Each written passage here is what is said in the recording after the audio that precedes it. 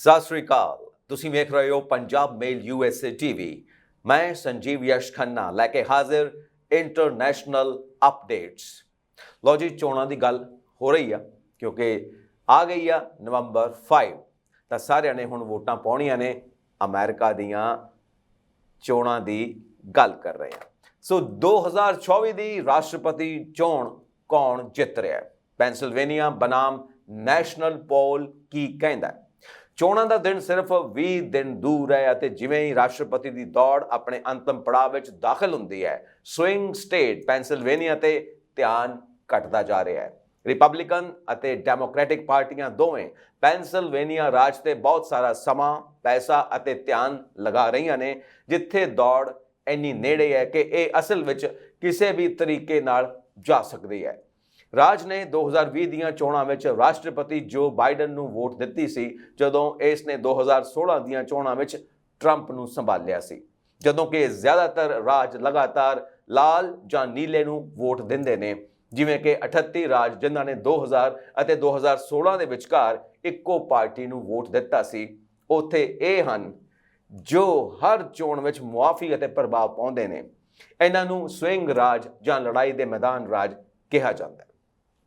ਦੇਖੋ, ਹਰ ਚੋਣਾਂ ਦੇ ਵਿੱਚ ਜਦੋਂ ਕੋਈ ਵੀ ਪਾਰਟੀ ਪੂਰਾ ਐਨਾਲਿਸਿਸ ਕਰਦੀ ਆ ਤਾਂ ਇਸ ਨਤੀਜੇ ਤੇ ਪਹੁੰਚਦੀ ਹੈ, ਡਾਟਸ ਮਿਲਾ ਕੇ ਦੇਖਦੀ ਆ ਨਾ ਕਿ ਕਿੱਥੇ ਕਿੱਥੇ ਸਾਡਾ ਗੜ ਹੈ ਤੇ ਕਿੱਥੇ ਕਿੱਥੇ ਅਸੀਂ ਕਮਜ਼ੋਰ ਆ, ਤੇ ਉਹਦੇ ਮੁਤਾਬਿਕ ਫਿਰ ਸਾਰੀ ਗੇਮ ਪਲਾਨ ਕੀਤੀ ਜਾਂਦੀ ਆ ਤੇ ਉਹਦੇ ਮੁਤਾਬਿਕ ਹੀ ਸਾਰੀ ਖੇਡ ਖੇਡੀ ਜਾਂਦੀ ਆ। ਕਿੱਥੇ ਕੀ ਕਹਿਣਾ ਤੇ ਕਿੱਥੇ ਕੀ ਨਹੀਂ ਕਹਿਣਾ, ਕਿੱਥੇ ਕਿਹੜੇ ਕਿਹੜੇ ਲਾਲਚ ਦੇਣੇ ਨੇ, ਫ੍ਰੀ ਬੀਸ ਪੋਲਿਟਿਕਸ, ਕਿਉਂਕਿ ਉਹ ਤਾਂ ਹਰ ਥਾਂ ਤੇ ਹੀ ਆ, ਤੇ ਕਿੱਥੇ ਆਪਣਾ ਹੱਥ ਥੋੜਾ ਜਿਹਾ ਘੁੱਟ ਕੇ ਰੱਖਣਾ।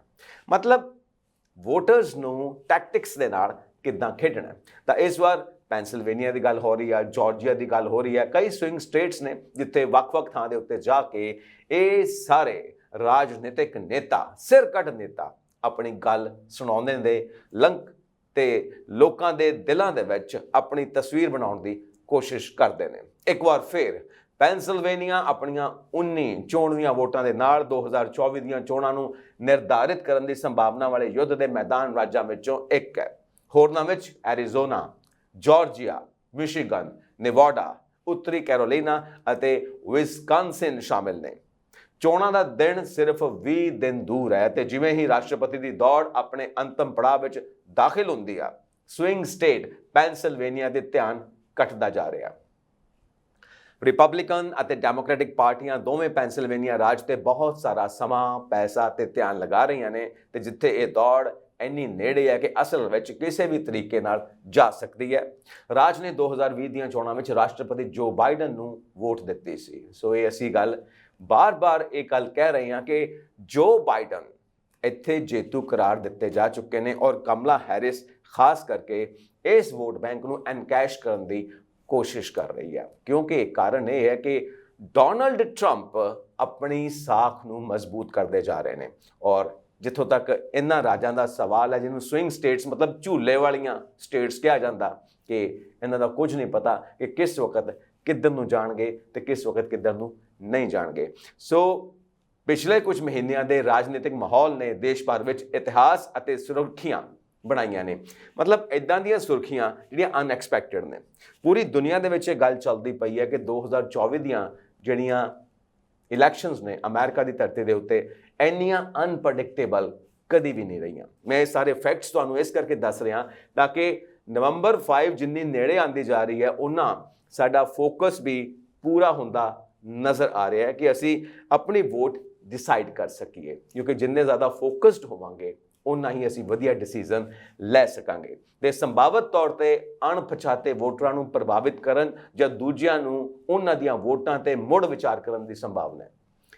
ਅਨਡਿਸਾਈਡਡ ਵੋਟਰਸ ਜੋ ਹਮੇਸ਼ਾ ਕਿਸੇ ਵੀ ਇਲੈਕਸ਼ਨ ਦੇ ਨਿਚੋੜ ਦਾ ਕਾਰਨ ਬਣਦੇ ਨੇ, ਔਰ ਦੂਸਰਾ ਜੋ ਆਲਰੇਡੀ ਵੋਟਰਸ ਹੈਗੇ ਨੇ ਕਿਸੇ ਵੀ ਖੇਮੇ ਦੇ ਵਿੱਚ, ਉਹਨਾਂ ਨੂੰ ਤੋੜ ਕੇ ਆਪਣੇ ਵੱਲ ਕਿਵੇਂ ਲੈ ਕੇ ਆਉਣਾ ਹੈ, ਇਹ ਵੀ ਬਹੁਤ ਵੱਡੀ ਗੇਮ ਹੁੰਦੀ ਹੈ, ਇਹ ਵੀ ਸਟ੍ਰੈਟਜੀ ਹੁੰਦੀ ਆ। ਰਾਸ਼ਟਰਪਤੀ ਜੋ ਬਾਈਡਨ ਰਾਸ਼ਟਰਪਤੀ ਦੀ ਦੌੜ ਤੋਂ ਬਾਹਰ ਹੋ ਗਏ ਨੇ, ਹੈਰਿਸ ਦਾ ਸਮਰਥਨ ਕੀਤਾ ਹੈ। ਦੋਵਾਂ ਪਾਰਟੀਆਂ ਲਈ ਉਪ ਰਾਸ਼ਟਰਪਤੀ ਦੀਆਂ ਚੋਣਾਂ ਦੀ ਉਮੀਦ ਕੀਤੀ ਜਾ ਰਹੀ ਆ। ਪੈਨਸਿਲਵੇਨੀਆ ਵਿੱਚ ਸਾਬਕਾ ਰਾਸ਼ਟਰਪਤੀ ਡੋਨਾਲਡ ਟਰੰਪ ਦੀ ਹੱਤਿਆ ਦੀ ਕੋਸ਼ਿਸ਼ ਹੋਈ। ਵਿਵਾਦਪੂਰਨ ਸਿਆਸੀ ਸੰਮੇਲਨ ਹੋ ਰਹੇ ਨੇ। ਸਭ ਤੋਂ ਵੱਧ ਦੇਖੀਆਂ ਜਾਣ ਵਾਲੀਆਂ ਰਾਸ਼ਟਰਪਤੀ ਬਹਿਸਾਂ ਵਿੱਚੋਂ ਇੱਕ ਟਰੰਪ ਤੇ ਇੱਕ ਦੂਜੀ ਹੱਤਿਆ ਦੀ ਕੋਸ਼ਿਸ਼। ਇਸ ਨੂੰ ਟ੍ਰਿਗਰ ਖਿੱਚਣ ਤੋਂ ਪਹਿਲਾਂ ਨਾਕਾਮ ਕਰ ਦਿੱਤਾ ਗਿਆ। ਪੂਰਬੀ ਅਤੇ ਖਾੜੀ ਤੱਟ ਦੇ ਨਾਲ ਬੰਦਰਗਾਹ ਹੜਤਾਲ, ਇੱਕ ਹੈਰਾਨੀਜਨਕ ਅਤੇ ਨਤੀਜੇ ਵਜੋਂ ਉਪ ਰਾਸ਼ਟਰਪਤੀ ਦੀ ਬਹਿਸ। ਮਤਲਬ ਇਹ ਸਾਰੇ ਇਸ ਵਕਤ ਦੀਆਂ ਸਿਚੁਏਸ਼ਨਸ ਦੇ ਹਿੱਸੇ ਨੇ ਜਿਸ ਨੂੰ ਆਪਾਂ ਫੇਸ ਕਰ ਰਹੇ ਹਾਂ ਇਹਨਾਂ ਇਲੈਕਸ਼ਨਸ ਦੇ ਦੌਰਾਨ, ਕਿਉਂਕਿ ਸਿਰਫ ਵੋਟਾਂ ਦੀ ਗੱਲ ਤਾਂ ਨਹੀਂ ਨਾ ਚੱਲ ਰਹੀ, ਆਲੇ ਦੁਆਲੇ ਵੀ ਘਟਨਾ ਵਾਪਰ ਰਹੀਆਂ ਨੇ, ਇੰਟਰਨੈਸ਼ਨਲ ਲੈਵਲ ਤੇ ਵੀ ਵਾਪਰ ਰਹੀਆਂ ਨੇ ਔਰ ਉਹਨਾਂ ਦਾ ਅਸਰ ਵੇਖਣ ਨੂੰ ਮਿਲ ਰਿਹਾ ਹੈ ਇਹਨਾਂ ਇਲੈਕਸ਼ਨਸ ਦੇ ਉੱਤੇ। ਕਿਤੇ ਨਾ ਕਿਤੇ ਜੋ ਬਾਈਡਨ ਇਹ ਵੀ ਕਹਿੰਦੇ ਰਹੇ ਕਿ ਨੇਤਨਯਾਹੂ ਮੇਰੀ ਗੱਲ ਨਹੀਂ ਮੰਨਦੇ, ਇਜ਼ਰਾਈਲ ਦੇ ਪ੍ਰਾਈਮ ਮਿਨਿਸਟਰ, ਕਿਤੇ ਉਹ ਸਾਡੀਆਂ ਇਲੈਕਸ਼ਨਸ ਜੋ ਅਮਰੀਕਾ ਦੀਆਂ ਪੈਂਡਿੰਗ ਨੇ ਔਰ ਹੋਣ ਜਾ ਰਹੀਆਂ ਨੇ ਉਸ ਨੂੰ ਪ੍ਰਭਾਵਿਤ ਤਾਂ ਨਹੀਂ ਕਰਨਾ ਚਾਹੁੰਦੇ। ਮਤਲਬ ਇਹ ਗੱਲ ਕਿੱਧਰ ਨੂੰ ਜਾ ਰਹੀ ਹੈ, ਇਹ ਜ਼ਰੂਰ ਵਿਚਾਰ ਕਰਨ ਵਾਲੀ ਗੱਲ ਹੈ। ਜਿਹੜਾ ਮਿਡਲ ਈਸਟ ਦੇ ਸੰਘਰਸ਼ ਵਿੱਚ ਆਉਣ ਵਾਲੀ ਹੈ ਹਫੜਾ ਤਫੜੀ ਜਿਹੜੀ ਹੈ ਉਹ ਵੀ ਪੂਰੀ ਤਰ੍ਹਾਂ ਉਬਲਦੀ ਪਈ ਹੈ। ਤਾਂ ਫਿਰ ਸੰਯੁਕਤ ਰਾਜ ਦਾ 47ਵਾਂ ਰਾਸ਼ਟਰਪਤੀ ਕੌਣ ਹੋਵੇਗਾ? ਇੱਥੇ ਦੱਸਿਆ ਗਿਆ ਕਿ ਕਿਵੇਂ ਪੈਂਸਿਲਵੇਨੀਆ ਦੀਆਂ ਚੋਣਾਂ ਅਤੇ ਔਕੜਾਂ ਰਾਸ਼ਟਰਪਤੀ ਚੋਣਾਂ ਅਤੇ ਔਕੜਾਂ ਨਾਲ ਮੇਲ ਖਾਂਦੀਆਂ ਨੇ। ਜਦੋਂ ਅਸੀਂ ਮੰਗਲਵਾਰ 5 ਨਵੰਬਰ ਨੂੰ ਚੋਣ ਦਿਵਸ ਵੱਲ ਵੱਧ ਰਹੇ ਹਾਂ ਤਾਂ ਪੂਰੇ ਅਮਰੀਕਾ ਦੇ ਵਿੱਚ ਇਸ ਵਕਤ ਜੋ ਸਿਚੁਏਸ਼ਨ ਬਣੀ ਹੋਈ ਆ ਉਹੀ ਸਿਚੁਏਸ਼ਨ ਇਲੈਕਸ਼ਨਸ ਦੀ ਵੀ ਸਿਚੁਏਸ਼ਨ ਹੈ, ਕਿਉਂਕਿ ਕਿਤੇ ਨਾ ਕਿਤੇ ਵਿਚਾਰਾਂ ਦਾ ਅਸਰ ਦੇਖੋ ਇਹ ਦੋ ਧਾਰੀ ਤਲਵਾਰ ਕਿੱਦਾਂ ਬਣਦੀ ਹੈ। ਪਬਲਿਕ ਦੀ ਗੱਲ ਕਰਦੇ ਨੇ ਨੇਤਾ ਤੇ ਨੇਤਾ ਦੀ ਗੱਲ ਕਰਦੀ ਹੈ ਪਬਲਿਕ। ਇਹ ਗਿਵ ਐਂਡ ਟੇਕ ਆ। ਜਿਵੇਂ ਉਹ ਟੈਨਿਸ ਨਹੀਂ ਹੁੰਦਾ, ਲੌਨ ਟੈਨਿਸ, ਇੱਕ ਪਲੇਅਰ ਦੇ ਨਾਲ ਨਹੀਂ ਖੇਡਿਆ ਜਾ ਸਕਦਾ, ਦੋ ਪਲੇਅਰ ਇਕੱਠੇ ਖੇਡਦੇ ਨੇ। ਜੇ ਕੰਧ ਨਾਲ ਖੇਡੋਗੇ ਫਿਰ ਤਾਂ ਆਪਣੀ ਹੀ ਹਿੱਟ ਵਾਪਸ ਆਉਂਦੀ ਪਈ ਹੈ ਨਾ। ਕੰਧ ਨਾਲ ਖੇਡਣ ਦਾ ਤੇ ਕੋਈ ਮਤਲਬ ਨਹੀਂ ਬਣਦਾ, ਸਾਹਮਣੇ ਦੂਜਾ ਪਲੇਅਰ ਚਾਹੀਦਾ। ਤਾਂ ਇਹ ਇਦਾਂ ਦਾ ਮੈਚ ਹੈ ਟੈਨਿਸ ਦਾ, ਟੇਬਲ ਟੈਨਿਸ ਕਹਿ ਲਓ, ਲੌਨ ਟੈਨਿਸ ਕਹਿ ਲਓ, ਚਿੜੀ ਛਿੱਕਾ ਜਿਹੜਾ ਆਪਾਂ ਪੰਜਾਬੀ ਬੋਲਦੇ ਹਾਂ, ਤਾਂ ਚਿੜੀ ਛਿੱਕਾ ਚੱਲਦਾ ਪਿਆ। ਤਾਂ ਜਿੰਨਾ ਸੋਲਿਡ ਸਾਹਮਣੇ ਵਾਲਾ ਪਲੇਅਰ ਹੈ ਉਨਾ ਹੀ ਸੋਲਿਡ ਤੁਹਾਨੂੰ ਹੋਣਾ ਪੈਣਾ, ਨਹੀਂ ਤਾਂ ਤੁਸੀਂ ਉਹਨੇ ਕੋਈ ਸਮੈਸ਼ ਮਾਰ ਦਿੱਤੀ ਨਾ, ਉਹਨੇ ਕੋਈ ਹਿੱਟ ਮਾਰ ਦਿੱਤੀ ਤੇ ਤੁਸੀਂ ਫਾਇਰ ਮਿਸ ਕਰ ਜਾਣਾ, ਤੁਸੀਂ ਹਿੱਟ ਮਿਸ ਕਰ ਜਾਣੀ ਹੈ ਤੇ ਤੁਸੀਂ ਹਾਰ ਜਾਣਾ, ਉਹਨੇ ਸਕੋਰ ਕਰ ਦੇਣਾ ਕੋਈ ਨਾ ਕੋਈ ਪੁਆਇੰਟ। ਦੈਟ ਇਜ਼ ਵਾਈ ਦੋਵੇਂ ਧਿਰਾਂ ਨੂੰ ਪੂਰਾ ਮਜ਼ਬੂਤ ਹੋਣਾ ਪੈਣਾ ਹੈ। ਤੇ ਚੋਣਾਂ ਵਿੱਚ ਕੌਣ ਮੋਹਰੀ ਹੈ ਅਤੇ ਔਖਣਾ ਦੇ ਪੱਖ ਦੇ ਵਿੱਚ ਕੌਣ ਹੈ? ਸੋ ABC ਨਿਊਜ਼ ਪ੍ਰੋਜੈਕਟ 538 ਹੈਰਿਸ ਨੂੰ ਰਾਸ਼ਟਰਪਤੀ ਚੋਣਾਂ ਵਿੱਚ +2.6 ਨਾਲ ਮੋਹਰੀ ਦਿਖਾਉਂਦਾ ਹੈ। ਹੈਰਿਸ 48.6% ਤੋਂ ਟਰੰਪ ਦੇ 45.9% ਦੇ ਮੁਕਾਬਲੇ ਬਹੁਤ ਹੀ ਨਜ਼ਦੀਕੀ ਪੈਂਸਿਲਵੇਨੀਆ ਪੋਲ, ਜਿਸ ਵਿੱਚ ਹੈਰਿਸ ਨੂੰ +0.8 ਹੈਰਿਸ 48.1% ਅਤੇ ਟਰੰਪ 47.3% ਨਾਲ ਅੱਗੇ ਹੈ। 270 ਟੋਵਿਨ ਨੇ ਨੈਸ਼ਨਲ ਪੋਲ ਵਿੱਚ ਹੈਰਿਸ ਨੂੰ ਟਰੰਪ ਨਾਲੋਂ 2.5% ਦੀ ਅਗਵਾਈ ਕਰਦੇ ਹੋਏ ਦਿਖਾਇਆ, ਜਦੋਂ ਕਿ ਪੈਂਸਿਲਵੇਨੀਆ ਪੋਲ ਵਿੱਚ ਟਰੰਪ ਨੂੰ ਹੈਰਿਸ ਉੱਤੇ 0.1% ਦੀ ਲੀਡ ਆ। ਤਾਂ ਇਹ ਜਿਹੜੀ ਰੀਅਲ ਪੋਲਿੰਗ ਆ ਇਹ ਕੀ ਦਰਸਾਉਂਦੀ ਆ ਕਿ ਰਾਸ਼ਟਰੀ ਸੱਟੇਬਾਜ਼ੀ ਦੀਆਂ ਸੰਭਾਵਨਾਵਾਂ ਟਰੰਪ ਨਾਲੋਂ +1.7 ਦੇ ਫੈਲਾਅ ਦੇ ਨਾਲ ਹੈਰਿਸ ਦੇ ਹੱਕ ਵਿੱਚ ਨੇ। ਹਾਲਾਂਕਿ ਪੈਂਸਿਲਵੇਨੀਆ ਦੀਆਂ ਸੰਭਾਵਨਾਵਾਂ ਹੈਰਿਸ ਉੱਤੇ +0.3 ਫੈਲਣ ਦੇ ਨਾਲ ਟਰੰਪ ਦੇ ਪੱਖ ਦੇ ਵਿੱਚ ਨੇ। ਪੋਲੀ ਮਾਰਕੀਟ ਵਿੱਚ ਇੱਕ ਕ੍ਰਿਪਟੋ ਟ੍ਰੇਡਿੰਗ ਪਲੇਟਫਾਰਮ ਸੱਟੇਬਾਜ਼ੀ ਦੇ ਲੋਕਾਂ ਦੁਆਰਾ ਵੱਧ ਰਹੀਆਂ ਔਕੜਾਂ ਨੂੰ ਪ੍ਰਗਟ ਕਰ ਰਿਹਾ ਹੈ। ਰਾਸ਼ਟਰੀ ਔਸਤਾਂ ਤੇ ਹੈਰਿਸ ਦੇ 40.3% ਦੇ ਮੁਕਾਬਲੇ ਟਰੰਪ ਦਾ 59.5% ਸਮਰਥਨ ਕਰਦਾ ਹੈ, ਜਦੋਂ ਕਿ ਟਰੰਪ ਪੈਂਸਿਲਵੇਨੀਆ ਦੇ ਵਿੱਚ ਹੈਰਿਸ ਦੀਆਂ 42% ਸੰਭਾਵਨਾਵਾਂ ਨਾਲੋਂ 59% ਔਕੜਾਂ ਨਾਲ ਅੱਗੇ ਹੈ। ਦੇਖੋ ਇਹ ਤਾਂ ਹੈਗੇ ਨੇ ਸਟੈਟਿਸਟਿਕਸ, ਰੋਜ਼ ਆਉਂਦੇ ਨੇ ਰੋਜ਼ ਬਦਲਦੇ ਨੇ ਤੇ ਚੋਣਾਂ ਅਤੇ ਸੰਭਾਵਨਾਵਾਂ ਲਗਾਤਾਰ ਬਦਲ ਰਹੀਆਂ ਨੇ। ਹੁਣ ਤੁਸੀਂ ਦੱਸੋ ਕਿ ਇਹ ਸਾਰਾ ਜੋ ਫੈਕਟਸ ਦੀ ਸ਼ੀਟਸ ਮੈਂ ਤੁਹਾਡੇ ਸਾਹਮਣੇ ਪ੍ਰੈਜ਼ੈਂਟ ਕੀਤੀ ਹੈ ਇਹਦੇ ਮੁਤਾਬਿਕ ਤੁਸੀਂ ਕੀ ਸੋਚਦੇ ਹੋ? ਕੁੱਲ ਮਿਲਾ ਕੇ ਗੱਲ ਵੋਟਰਸ ਦੀ ਸੋਚ ਤੇ ਆਉਣੀ ਹੈ, ਵੋਟਰਸ ਦੇ ਦਿਮਾਗ ਤੇ ਆਉਣੀ ਹੈ, ਕਿਉਂਕਿ ਇਹ ਸਾਰਾ ਖਾਕਾ ਜੋ ਮੈਂ ਵੱਖ-ਵੱਖ ਨਿਊਜ਼ਪੇਪਰਸ ਚੋਂ ਕੱਢ ਕੇ ਲੈ ਕੇ ਆਇਆ ਤੇ ਤੁਹਾਡੇ ਸਾਹਮਣੇ ਪ੍ਰੈਜ਼ੈਂਟ ਕੀਤਾ ਹੈ, ਫੈਕਟਸ ਦੇ ਨਾਲ ਸਾਰਾ ਤੁਹਾਨੂੰ ਸਮਝਾਇਆ।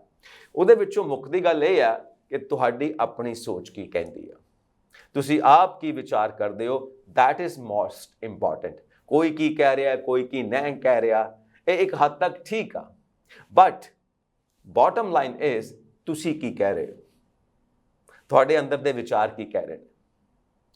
ਜਿਵੇਂ ਜਿਵੇਂ ਨਵੰਬਰ 5 ਨੇੜੇ ਆ ਰਿਹਾ ਹੈ, ਟਰੰਪ ਨੇ 6 ਜਨਵਰੀ ਦੀ ਹਿੰਸਾ ਨੂੰ ਪ੍ਰੇਮ ਦੇ ਦਿਨ ਵਜੋਂ ਦੁਬਾਰਾ ਦਰਜ ਕਰਨ ਦੀਆਂ ਕੋਸ਼ਿਸ਼ਾਂ ਤੇਜ਼ ਕਰ ਦਿੱਤੀਆਂ ਨੇ। ਡੋਨਲਡ ਟਰੰਪ ਆਪਣੇ ਲੰਮੇ ਸਮੇਂ ਤੋਂ ਚੱਲ ਰਹੇ ਯਤਨਾਂ ਨੂੰ ਜਾਰੀ ਰੱਖ ਰਹੇ ਨੇ, ਭਾਵੇਂ ਕਿ ਉਹ ਵਾਪਰੀਆਂ ਘਟਨਾਵਾਂ ਤੋਂ ਆਪਣੇ ਆਪ ਨੂੰ ਦੂਰ ਕਰਨ ਦੀ ਕੋਸ਼ਿਸ਼ ਕਰਦੇ ਨੇ। ਸਾਬਕਾ ਰਾਸ਼ਟਰਪਤੀ ਨੇ ਕਿਹਾ ਕਿ ਉਸ ਦਿਨ ਵਾਸ਼ਿੰਗਟਨ ਡੀਸੀ ਦੀ ਯਾਤਰਾ ਕਰਨ ਵਾਲੇ ਹਜ਼ਾਰਾਂ ਲੋਕਾਂ ਨੇ ਅਜਿਹਾ ਇਸ ਲਈ ਕੀਤਾ ਕਿਉਂਕਿ ਉਹ ਸੋਚਦੇ ਸਨ ਕਿ ਚੋਣ ਇੱਕ ਧਾਂਦਲੀ ਚੋਣ ਸੀ। ਟਰੰਪ ਨੇ ਉਸ ਦਿਨ ਵਾਈਟ ਹਾਊਸ ਦੇ ਬਾਹਰ ਇੱਕ ਰੈਲੀ ਦੀ ਮੇਜ਼ਬਾਨੀ ਕੀਤੀ ਸੀ ਜਦੋਂ ਘਟਨਾਵਾਂ ਹਿੰਸਕ ਹੋ ਗਈਆਂ ਸਨ, ਜਦੋਂ ਸੰਸਦ ਮੈਂਬਰਾਂ ਨੇ ਜੋ ਬਾਈਡਨ ਦੀ ਚੋਣ ਜਿੱਤ ਨੂੰ ਪ੍ਰਮਾਣਿਤ ਕੀਤਾ ਸੀ। ਸੋ ਦੇਖੋ, ਇੱਥੇ ਫਿਰ ਉਹੀ ਸਿਚੁਏਸ਼ਨ ਆ। ਡੋਨਲਡ ਟਰੰਪ ਹਾਰ ਕੇ ਵੀ ਹਾਰ ਨਹੀਂ ਮੰਨਦੇ ਔਰ ਜੋ ਬਾਈਡਨ ਇਸੇ ਗੱਲ ਨੂੰ ਐਂਡੋਰਸ ਕਰ ਰਹੇ ਨੇ ਕਿ ਇਸ ਵਾਰ 2024 ਦੀਆਂ ਇਲੈਕਸ਼ਨਸ ਫੇਅਰ ਐਂਡ ਫ੍ਰੀ ਤਾਂ ਹੋਣਗੀਆਂ ਪਰ ਸ਼ਾਂਤੀ ਨਾਲ ਹੋ ਜਾਣ, ਇਹ ਵੀ ਬਹੁਤ ਜ਼ਿਆਦਾ ਜ਼ਰੂਰੀ ਹੈ ਕਿਉਂਕਿ ਕੋਈ ਇੱਦਾਂ ਦੀ ਘਟਨਾ ਨਾ ਹੋ ਜਾਵੇ ਕਿ ਜੋ ਇਤਿਹਾਸ ਹੈ ਉਹ ਰਿਪੀਟ ਨਾ ਹੋ ਜਾਏ। ਇਸ ਕਰਕੇ ਖਾਸ ਤਰ੍ਹਾਂ ਦੀਆਂ ਫੋਰਸਿਸ ਦੀ ਗੱਲ ਹੁੰਦੀ ਹੈ ਇੱਥੇ ਔਰ ਖੁਦ ਟਰੰਪ ਵੀ ਕਹਿੰਦੇ ਨੇ ਕਿ ਨੈਸ਼ਨਲ ਗਾਰਡਸ ਇੱਥੇ ਲਗਾਏ ਜਾਣ ਤਾਂ ਕਿ ਕਿਸੇ ਤਰ੍ਹਾਂ ਦਾ ਕਿਓਸ ਨਾ ਹੋਵੇ। ਐਨਮੀ ਵਿਦਇਨ, ਜੋ ਸਟੇਟਸ ਦੇ ਅੰਦਰ ਦੇਸ਼ ਦੇ ਦੁਸ਼ਮਣ ਨੇ, ਉਹਨਾਂ ਤੋਂ ਦੇਸ਼ ਦੀ ਰਾਖੀ ਲਈ। ਸੋ ਇੱਕ ਬਹੁਤ ਅਲੱਗ ਜਿਹੀ ਟਰਮ ਹੈ ਜੋ ਇਲੈਕਸ਼ਨਸ ਥੋੜੇ ਦਿਨ ਰਹਿ ਗਏ ਨੇ ਉਸ ਦੌਰਾਨ ਇਹ ਟਰਮ ਸਾਹਮਣੇ ਆਉਂਦੀ ਹੈ, ਐਨਮੀ ਵਿਦਇਨ। ਮਤਲਬ ਦੇਸ਼ ਦੇ ਅੰਦਰ ਕੌਣ ਨੇ ਉਹ ਜੋ ਦੇਸ਼ ਦੇ ਦੁਸ਼ਮਣ ਨੇ। ਇਹ ਕਿੰਨਾ ਵਾਲੇ ਇਸ਼ਾਰਾ ਹੋ ਰਿਹਾ। ਟਰੰਪ ਨੇ ਕਈ ਸਾਲ ਇਹ ਝੂਠੇ ਦਾਅਵੇ ਕੀਤੇ ਨੇ ਕਿ ਉਹ 2020 ਦੀਆਂ ਚੋਣਾਂ ਵੱਡੇ ਪੱਧਰ ਤੇ ਚੋਣ ਧੋਖਾਧੜੀ ਕਾਰਨ ਹਾਰ ਗਏ। ਟਰੰਪ ਨੇ ਕਿਹਾ ਕੁਝ ਵੀ ਗਲਤ ਨਹੀਂ ਕੀਤਾ ਗਿਆ। 2020 ਦੇ ਵਿੱਚ ਜਿਹੜੀ ਘਟਨਾ ਹੋਈ ਆ ਉੱਥੇ ਕੋਈ ਬੰਦੂਕਾਂ ਨਹੀਂ ਸਨ, ਸਾਡੇ ਕੋਲ ਬੰਦੂਕਾਂ ਨਹੀਂ ਸਨ, ਬਾਕੀਆਂ ਕੋਲ ਬੰਦੂਕਾਂ ਸਨ ਪਰ ਸਾਡੇ ਕੋਲ ਬੰਦੂਕਾਂ ਨਹੀਂ ਸਨ। ਮੈਂ ਉਹਨਾਂ ਨੂੰ ਕੋਟ ਕਰਦਾ ਪਿਆ। ਉਹ ਮੇਰੇ ਕਾਰਨ ਨਹੀਂ ਆਏ, ਉਹ ਅੱਗੇ ਇਹ ਕਹਿੰਦੇ ਨੇ ਉਹ ਚੋਣ ਕਰਕੇ ਆਏ। ਉਹਨਾਂ ਨੂੰ ਲੱਗਦਾ ਸੀ ਕਿ ਚੋਣ ਧਾਂਦਲੀ ਵਾਲੀ ਚੋਣ ਸੀ, ਇਸ ਲਈ ਉਹ ਆਏ ਸੀ ਮੇਰੀ ਸਪੋਰਟ ਵਾਸਤੇ। ਮੈਂ ਨਹੀਂ ਬੁਲਾਇਆ ਸੀ। ਇਹ ਗੱਲਾਂ ਆਫੀਸ਼ੀਅਲੀ ਤੌਰ ਤੇ ਡੋਨਲਡ ਟਰੰਪ ਕਹਿ ਚੁੱਕੇ ਨੇ।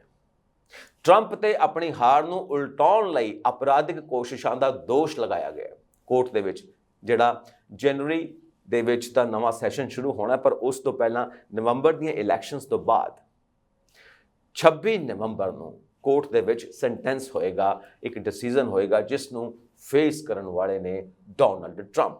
ਕਿਉਂਕਿ ਜਿਹੜੀ ਲਾਸਟ ਓਪਰਚੁਨਿਟੀ ਸੀ ਲੀਗਲ ਟੀਮ ਦੇ ਕੋਲ, ਉਹਨਾਂ ਨੇ ਉਸ ਓਪਰਚੁਨਿਟੀ ਦੇ ਮੁਤਾਬਿਕ ਆਪਣੀ ਸਾਰੀ ਫਾਈਲ, ਸਾਰੇ ਡਾਕੂਮੈਂਟਸ ਦੇ ਦਿੱਤੇ ਨੇ ਕੋਰਟ ਦੇ ਵਿੱਚ, ਜਿਹਦੇ ਵਿੱਚ ਡੋਨਲਡ ਟਰੰਪ ਦੇ ਨਾਲ ਹੋਰ ਵੀ ਕਈ ਨਾਂ ਸਾਹਮਣੇ ਆਏ ਨੇ, ਯਾਨੀ ਕਿ ਇਸ ਕੇਸ ਦੀਆਂ ਹੋਰ ਵੀ ਕਈ ਪਰਤਾਂ ਨੇ।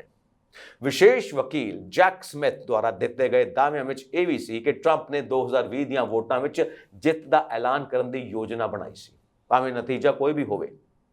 ਇਹ ਗੱਲ ਇੰਪੋਰਟੈਂਟ ਹੈ, ਨਤੀਜਾ ਕੋਈ ਵੀ ਹੋਵੇ ਪਰ ਜਿੱਤ ਆਪਣੇ ਹੱਕ ਦੇ ਵਿੱਚ, ਅਤੇ ਇਹ ਕਿ ਉਸਨੇ ਚੋਣਾਂ ਦੇ ਦਿਨ ਤੋਂ ਪਹਿਲਾਂ ਵੋਟ ਨੂੰ ਚੁਣੌਤੀ ਦੇਣ ਲਈ ਆਧਾਰ ਬਣਾਇਆ ਸੀ।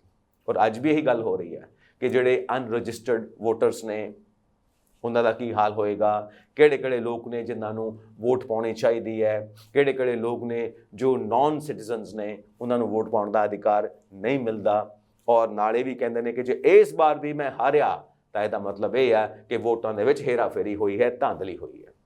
ਇਸੇ ਕਰਕੇ ਜੋ ਬਾਈਡਨ ਕਹਿੰਦੇ ਨੇ ਕਿ ਸ਼ਾਂਤੀ ਕਾਇਮ ਰਵੇ, ਕਿਉਂਕਿ ਡੋਨਲਡ ਟਰੰਪ ਹਾਰ ਕੇ ਵੀ ਹਾਰ ਨਹੀਂ ਮੰਨਦੇ। 2024 ਦੀਆਂ ਵੋਟਾਂ ਤੋਂ ਪਹਿਲਾਂ ਟਰੰਪ ਗਲਤ ਕੋਸ਼ਿਸ਼ ਤੋਂ ਇਨਕਾਰ ਕਰਦੇ ਨੇ ਤੇ ਕਹਿੰਦੇ ਨੇ ਕਿ ਉਹ 2021 ਦੀਆਂ ਘਟਨਾਵਾਂ ਤੇ ਮੁਕੱਦਮੇ ਤੋਂ ਮੁਕਤ ਨੇ। ਆਪਣੇ ਆਪ ਸੈਲਫ ਡਿਕਲੇਅਰਡ, ਮੇਰੇ ਉੱਤੇ ਕੋਈ ਗੱਲ ਹੀ ਨਹੀਂ ਬਣਦੀ, ਮੇਰੇ ਉੱਤੇ ਕੋਈ ਮੁਕੱਦਮਾ ਹੀ ਨਹੀਂ ਬਣਦਾ। ਇਹ ਮੇਰੇ ਵਿਰੋਧੀ ਧਿਰਾਂ ਨੇ ਮੇਰੇ ਖਿਲਾਫ ਪੋਲੀਟੀਕਲ ਵੈਂਡੇਟਾ ਖੜਾ ਕੀਤਾ ਹੋਇਆ, ਮੈਨੂੰ ਬਦਨਾਮ ਕਰਨ ਦੀ ਕੋਸ਼ਿਸ਼ ਕੀਤੀ ਹੋਈ ਆ ਤਾਂ ਕਿ ਮੈਂ ਇਹ ਇਲੈਕਸ਼ਨਸ ਹਾਰ ਜਾਵਾਂ। ਮੇਰੀ ਇਮੇਜ ਨੂੰ ਡਾਊਨ ਕਰਨ ਦੀ ਕੋਸ਼ਿਸ਼ ਕੀਤੀ ਜਾ ਰਹੀ ਆ ਔਰ ਜੇ ਮੈਂ ਇਹ ਇਲੈਕਸ਼ਨਸ ਹਾਰ ਗਿਆ ਤਾਂ ਫਿਰ ਮੈਂ ਨੈਕਸਟ ਇਲੈਕਸ਼ਨਸ ਦੇ ਵਿੱਚ ਕੈਂਡੀਡੇਟ ਨਹੀਂ ਬਣਾਂਗਾ Republicans the.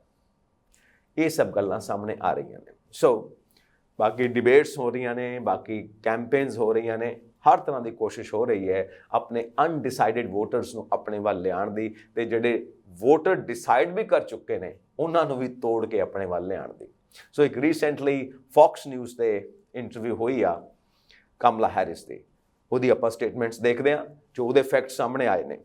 Fox on the run, 3 ਵਾਰ ਕਮਲਾ ਹੈਰਿਸ ਇੰਟਰਵਿਊ ਦੌਰਾਨ ਆਪਣੇ ਵਿਚਾਰਾਂ ਤੋਂ ਭਟਕ ਗਏ, ਠੋਕਰ ਖਾ ਗਏ, ਜਿਹਨੂੰ ਆਪਾਂ ਸਿੱਧੀ ਪੱਧਰੀ ਪੰਜਾਬੀ 'ਚ ਕਹੀਏ। ਕਮਲਾ ਹੈਰਿਸ ਦੀ ਬ੍ਰੇਟ ਬਾਇਰ ਨਾਲ ਇੱਕ ਵਿਸ਼ੇਸ਼ ਇੰਟਰਵਿਊ ਵਿੱਚ ਫੌਕਸ ਨਿਊਜ਼ ਤੇ ਪਹਿਲੀ ਵਾਰ ਪੇਸ਼ ਹੋਣਾ ਇੱਕ ਚੁਣੌਤੀਪੂਰਨ ਮਾਮਲਾ ਸਾਬਿਤ ਹੋਇਆ ਹੈ ਕਮਲਾ ਹੈਰਿਸ ਵਾਸਤੇ, ਕਿਉਂਕਿ ਉਪ ਰਾਸ਼ਟਰਪਤੀ ਨੇ ਆਪਣੇ ਆਪ ਨੂੰ ਮੁਸ਼ਕਿਲ ਸਵਾਲਾਂ, ਖਾਸ ਤੌਰ ਤੇ ਰਾਸ਼ਟਰਪਤੀ ਬਾਈਡਨ ਦੀ ਮਾਨਸਿਕ ਤਿੱਬਰਤਾ ਕਿ ਮੈਂਟਲੀ ਕਿੰਨੇ ਅਲਰਟ ਨੇ, ਕਿਤੇ ਭੁੱਲ ਤਾਂ ਨਹੀਂ ਜਾਂਦੇ ਗੱਲਾਂ ਨੂੰ। ਇਸ ਦੇ ਉੱਤੇ ਇਮੀਗ੍ਰੇਸ਼ਨ ਤੇ ਉਸ ਦੇ ਰੁਖ ਅਤੇ ਉਸ ਦੀ ਪ੍ਰਧਾਨਗੀ ਤੋਂ ਕਿਵੇਂ ਵੱਖਰਾ ਹੋਵੇਗਾ, ਇਸ ਬਾਰੇ ਨੈਵੀਗੇਟ ਕੀਤਾ। ਨਾਓ ਇੰਟਰਵਿਊ ਵਿੱਚ ਉਹਨਾਂ ਤੋਂ ਪੁੱਛਿਆ ਗਿਆ ਉਹਨਾਂ ਦੀ ਐਡਮਿਨਿਸਟ੍ਰੇਸ਼ਨ ਕਿੱਦਾਂ ਵੱਖਰੀ ਹੋਏਗੀ ਜੋ ਬਾਈਡਨ ਕੋਲੋਂ। ਇਸ ਦੇ ਉੱਤੇ ਸਾਰੀ ਵਿਚਾਰ ਚਰਚਾ ਹੋਈ। ਮਾਈਗ੍ਰੇਸ਼ਨ ਦੇ ਇਸ਼ੂਜ਼ ਦੇ ਉੱਤੇ ਹੋਈ ਆ ਜਾਂ ਔਰ ਸਿਹਤ ਨੂੰ ਲੈ ਕੇ ਜੋ ਬਾਈਡਨ ਦੀ ਉਸ ਦੇ ਉੱਤੇ ਵੀ ਹੋਈ ਆ। ਸੋ ਇੰਟਰਵਿਊ ਜਿਸ ਨੇ ਪਲੇਟਫਾਰਮ ਤੇ ਹੈਰਿਸ ਦੀ ਸਭ ਤੋਂ ਉੱਚ ਪ੍ਰੋਫਾਈਲ ਦਿੱਖ ਨੂੰ ਚਿੰਨ੍ਹਿਤ ਕੀਤਾ, ਜੋ ਆਮ ਤੌਰ ਤੇ ਉਸ ਲਈ ਅਨੁਕੂਲ ਨਹੀਂ ਸੀ।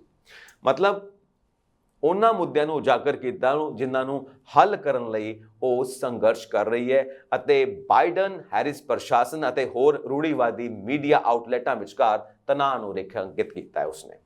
ਹੁਣ ਇਹ ਸਾਰੀ ਜੋ ਰਿਪੋਰਟ ਹੈ ਆਪਾਂ ਉਹ ਦੇਖ ਰਹੇ ਹਾਂ। ਇਹਦੇ ਵਿੱਚ ਕੁਝ ਪੱਖ ਉਹ ਉੱਭਰ ਕੇ ਸਾਹਮਣੇ ਆਏ ਨੇ ਜੋ ਵੀਕ ਪੁਆਇੰਟਸ ਨੇ ਕਮਲਾ ਹੈਰਿਸ ਦੀ ਪਰਸਨੈਲਿਟੀ ਦੇ, ਹਰ ਇੱਕ ਦੇ ਹੁੰਦੇ ਨੇ। ਸੋ ਕਿਤੇ ਨਾ ਕਿਤੇ ਜਿਹੜਾ ਇੰਟਰਵਿਊ ਲੈਣ ਵਾਲਾ ਹੈ ਫੌਕਸ ਨਿਊਜ਼ ਦਾ, ਉਹਨੇ ਗ੍ਰਿਲ ਕੀਤਾ ਹੈ ਬਹੁਤ ਜ਼ਬਰਦਸਤ, ਔਰ ਇਹ ਪੋਡਕਾਸਟ ਵੇਖਣ ਵਾਲਾ ਹੈ ਜਿਹਦੇ ਵਿੱਚ ਕਿਤੇ ਨਾ ਕਿਤੇ ਥਿੜਕੇ ਨੇ ਕਮਲਾ ਹੈਰਿਸ।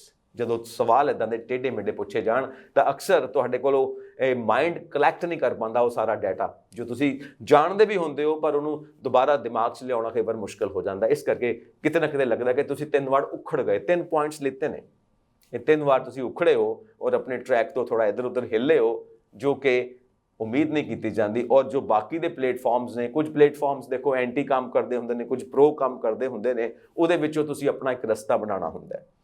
ਤੁਹਾਨੂੰ ਇੱਕ ਤਰ੍ਹਾਂ ਨਾਲ ਨਿਊਟਰਲ ਵੀ ਦਿਖਣਾ ਪੈਂਦਾ ਹੈ ਤੇ ਤੁਹਾਨੂੰ ਇੱਕ ਤਰ੍ਹਾਂ ਨਾਲ ਕਿਸੇ ਨਾ ਕਿਸੇ ਮੁੱਦੇ ਦੇ ਉੱਤੇ ਆਪਣਾ ਫਰਮ ਸਿਚੁਏਸ਼ਨ ਵੀ ਦਿਖਾਉਣੀ ਪੈਂਦੀ ਹੈ, ਆਪਣਾ ਦ੍ਰਿੜ ਸੰਕਲਪ ਵੀ ਦਿਖਾਉਣਾ ਪੈਂਦਾ, ਸਖਤਾਈ ਵੀ ਦਿਖਾਉਣੀ ਪੈਂਦੀ ਹੈ।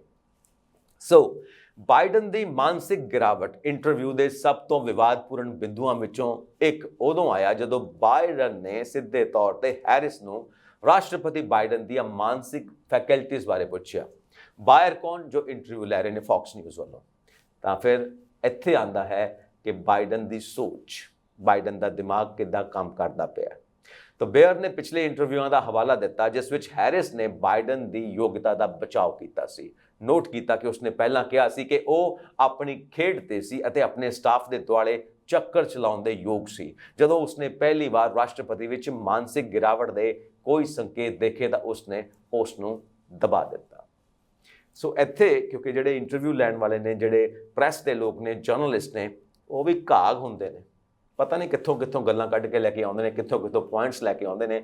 ਉਸ ਨੇ ਆਪਣੀਆਂ ਗੱਲਾਂ 'ਚ ਦਰਸਾਇਆ ਕਿ ਤੁਹਾਨੂੰ ਪਤਾ ਲੱਗ ਚੁੱਕਾ ਸੀ ਕਿੱਥੇ ਕਿਤੇ ਬਾਈਡਨ ਵੀਕ ਪੈਂਦੇ ਪਏ ਨੇ ਤੇ ਤੁਸੀਂ ਉਹਨਾਂ ਚੀਜ਼ਾਂ ਨੂੰ ਸੰਭਾਲਿਆ, ਕਵਰ ਅਪ ਕੀਤਾ। ਔਰ ਤੁਸੀਂ ਬਾਰ-ਬਾਰ ਕਹਿੰਦੇ ਨੇ ਕਿ ਜੋ ਬਾਈਡਨ ਆਪਣੀ ਪੋਲੀਟੀਕਲ ਗੇਮ ਖੇਡ ਸਕਦੇ ਨੇ, ਆਪਣੇ ਓਪੋਨੈਂਟਸ ਨੂੰ ਸੰਭਾਲ ਸਕਦੇ ਨੇ ਔਰ ਆਪਣੀ ਟੀਮ ਨੂੰ ਸੰਭਾਲ ਸਕਦੇ ਨੇ ਔਰ ਵਾਈਟ ਹਾਊਸ ਦੀਆਂ ਸਾਰੀਆਂ ਜ਼ਿੰਮੇਵਾਰੀਆਂ ਨਿਭਾ ਸਕਦੇ ਨੇ, ਜਦਕਿ ਉਹ ਤੁਸੀਂ ਵੀ ਜਾਣਦੇ ਸੀ ਕਿ ਕਿਤੇ ਨਾ ਕਿਤੇ ਉਹ ਫਿਜ਼ੀਕਲ ਤੌਰ ਤੇ ਵੀਕ ਨੇ ਕਿਉਂਕਿ ਉਮਰ ਦਾ ਤਕਾਜ਼ਾ ਹੈ। ਔਰ ਇੱਥੇ ਕਮਲਾ ਹੈਰਿਸ ਕੋਲ ਉਨੇ ਪੁਖਤਾ ਆਨਸਰਸ ਨਹੀਂ ਸੀਗੇ ਜਿੰਨੇ ਪੁਖਤਾ ਆਨਸਰ ਕਮਲਾ ਹੈਰਿਸ ਕੋਲ ਉਦੋਂ ਸੀ ਜਦੋਂ ਡੋਨਲਡ ਟਰੰਪ ਦੇ ਨਾਲ ਡਿਬੇਟ ਹੋ ਰਹੀ ਸੀ। ਸੋ ਹੈਰਿਸ ਬਾਈਡਨ ਦੀਆਂ ਕਾਬਲੀਅਤ, ਆਪਣੇ ਆਪ ਨੂੰ ਸਮਰਥਨ ਨੂੰ ਦੁਹਰਾਉਣਾ ਇਸ ਤੋਂ ਪਹਿਲਾਂ ਰੁਕ ਜਾਂਦੀਆਂ ਨੇ ਜਦੋਂ ਸਵਾਲ ਤੋਂ ਬਚੀ ਹੋਈ ਦਿਖਾਈ ਦਿੰਦੀ ਹੈ। ਮਤਲਬ ਗੱਲਾਂ ਨੂੰ ਗੋਲ ਕਰ ਦੇਣਾ। ਇਹ ਅਸੀਂ ਅਕਸਰ ਦੇਖਦੇ ਹਾਂ ਕਿ ਜਿਸ ਦਾ ਸਾਡੇ ਕੋਲ ਜਵਾਬ ਨਹੀਂ ਹੁੰਦਾ, ਸਾਡੀ ਥੋੜੀ ਜੀ ਘਬਰਾਹਟ ਹੁੰਦੀ ਹੈ ਜਵਾਬ ਦੇਣ ਦੇ ਵਿੱਚ, ਔਰ ਜਿਸ ਦਾ ਸਾਡੇ ਕੋਲ ਜਵਾਬ ਹੁੰਦਾ ਅਸੀਂ ਬੜੀ ਕੌਨਫੀਡੈਂਟਲੀ ਉਹਦਾ ਜਵਾਬ ਦਿੰਦੇ ਹਾਂ। ਤਾਂ ਫਿਰ ਕੋਈ ਵੀ ਐਸਾ ਪੁਆਇੰਟ ਉਸ ਜਰਨਲਿਸਟ ਨੇ ਨਹੀਂ ਛੱਡਿਆ ਜਿਸ ਦੇ ਉੱਤੇ ਗੱਲ ਨਾ ਹੋ ਸਕੇ। ਉਸਨੇ ਜ਼ੋਰ ਦੇ ਕੇ ਕਿਹਾ ਕਿ ਬਾਈਡਨ ਕੋਲ ਓਵਲ ਆਫਿਸ ਅਤੇ ਸਿਚੁਏਸ਼ਨ ਰੂਮ ਵਿੱਚ ਮਹੱਤਵਪੂਰਨ ਫੈਸਲੇ ਲੈਣ ਦੇ ਉਸ ਦੇ ਨਿਰੀਖਣਾਂ ਦਾ ਹਵਾਲਾ ਦਿੰਦੇ ਹੋਏ ਭੂਮਿਕਾ ਲਈ ਲੋੜੀਂਦਾ ਨਿਰਣਾ ਅਤੇ ਅਨੁਭਵ ਸੀ। ਹਾਲਾਂਕਿ ਜਦੋਂ ਬੇਅਰ ਨੇ ਇਹ ਪੁੱਛ ਕੇ ਪਾਲਣਾ ਕੀਤੀ ਕਿ ਬਾਈਡਨ ਦੀ ਮਾਨਸਿਕ ਤੀਬਰਤਾ ਬਾਰੇ ਕੋਈ ਚਿੰਤਾਵਾਂ ਨਹੀਂ ਨੇ, ਹੈਰਿਸ ਨੇ ਜਵਾਬ ਦਿੰਦੇ ਹੋਏ ਜੋ ਬਾਈਡਨ ਬੈਲਟ ਤੇ ਨਹੀਂ ਅਤੇ ਡੋਨਲਡ ਟਰੰਪ ਹੈ। ਸੋ ਦੇਖੋ ਹੁਣ ਗੱਲਾਂ ਇੱਥੇ ਆ ਗਈਆਂ ਕਿ ਜਦੋਂ ਉਹ ਲਗਾਤਾਰ ਸਵਾਲ ਪੁੱਛ ਰਿਹਾ ਹੈ ਤਾਂ ਫਿਰ ਕੀ ਕਹਿ ਰਹੇ ਨੇ ਕਮਲਾ ਹੈਰਿਸ ਕਿ ਗੱਲ ਤਾਂ ਹੁਣ ਮੇਰੀ ਤੇ ਡੋਨਲਡ ਟਰੰਪ ਦੀ ਹੋਣੀ ਚਾਹੀਦੀ ਹੈ ਕਿਉਂਕਿ ਜੋ ਬਾਈਡਨ ਤਾਂ ਰੇਸ ਤੋਂ ਬਾਹਰ ਹੋ ਚੁੱਕੇ ਨੇ ਤੇ ਉਹਨਾਂ ਨੇ ਮੈਨੂੰ ਅੱਗੇ ਕਰ ਦਿੱਤਾ। ਸੋ ਹੁਣ ਉਹਨਾਂ ਦੇ ਉੱਤੇ ਡਿਸਕਸ਼ਨ ਕਿਉਂ? ਡਿਸਕਸ਼ਨ ਇਸ ਕਰਕੇ ਕਿ still he is in power, sitting president of America ਨੇ। ਇਸ ਕਰਕੇ ਡਿਸਕਸ਼ਨ ਤਾਂ ਬਣਦੀ ਹੀ ਹੈ, ਕਿਉਂਕਿ ਜਿੰਨੇ ਵੀ ਮਹੀਨੇ ਹਜੇ ਬਾਕੀ ਨੇ, ਭਾਵੇਂ 3 ਹਫ਼ਤੇ ਨੇ, ਜਿੰਨੇ ਵੀ ਟਾਈਮ ਹਜੇ ਬਾਕੀ ਹੈ, ਉਦੋਂ ਤੱਕ ਤੇ ਉਹ ਦੇਸ਼ ਨੂੰ ਚਲਾ ਰਹੇ ਨੇ। ਇਸ ਕਰਕੇ ਉਹਨਾਂ ਦੀ ਮਾਨਸਿਕ ਤਿੱਬਰਤਾ, ਯਾਨੀ ਕਿ ਮੈਂਟਲੀ ਉਹ ਕਿੰਨੇ ਅਲਰਟ ਨੇ, ਐਜਾਈਲ ਨੇ, ਕੁਇਕ ਨੇ, ਡਿਸੀਜ਼ਨ ਕਿੰਨੀ ਜਲਦੀ ਲੈ ਸਕਦੇ ਨੇ, ਉਸ ਦੇ ਉੱਤੇ ਤਾਂ ਗੱਲ ਜ਼ਰੂਰ ਹੋਏਗੀ, ਔਰ ਫਿਜ਼ੀਕਲ ਉਸ ਦੇ ਉੱਤੇ ਵੀ ਗੱਲ ਜ਼ਰੂਰ ਹੋਏਗੀ। ਸੋ ਬੇਅਰ ਕੌਣ ਨੇ ਇਹਦੇ 'ਚ? ਹੀ ਇਜ਼ ਦ ਪਰਸਨ ਜੋ ਜਰਨਲਿਸਟ ਹੈ ਫੌਕਸ ਨਿਊਜ਼ ਵੱਲੋਂ, ਜੋ ਇੰਟਰਵਿਊ ਕਰਦਾ ਹੈ। ਮੈਂ ਕਿਹਾ ਨਾ, ਜਰਨਲਿਸਟ ਬੜੇ ਘਾਗ ਹੁੰਦੇ ਨੇ, ਪਤਾ ਨਹੀਂ ਕਿੱਥੋਂ ਕਿੱਥੋਂ ਗੱਲਾਂ ਕੱਢ ਕੇ ਲੈ ਕੇ ਆਉਂਦੇ ਨੇ।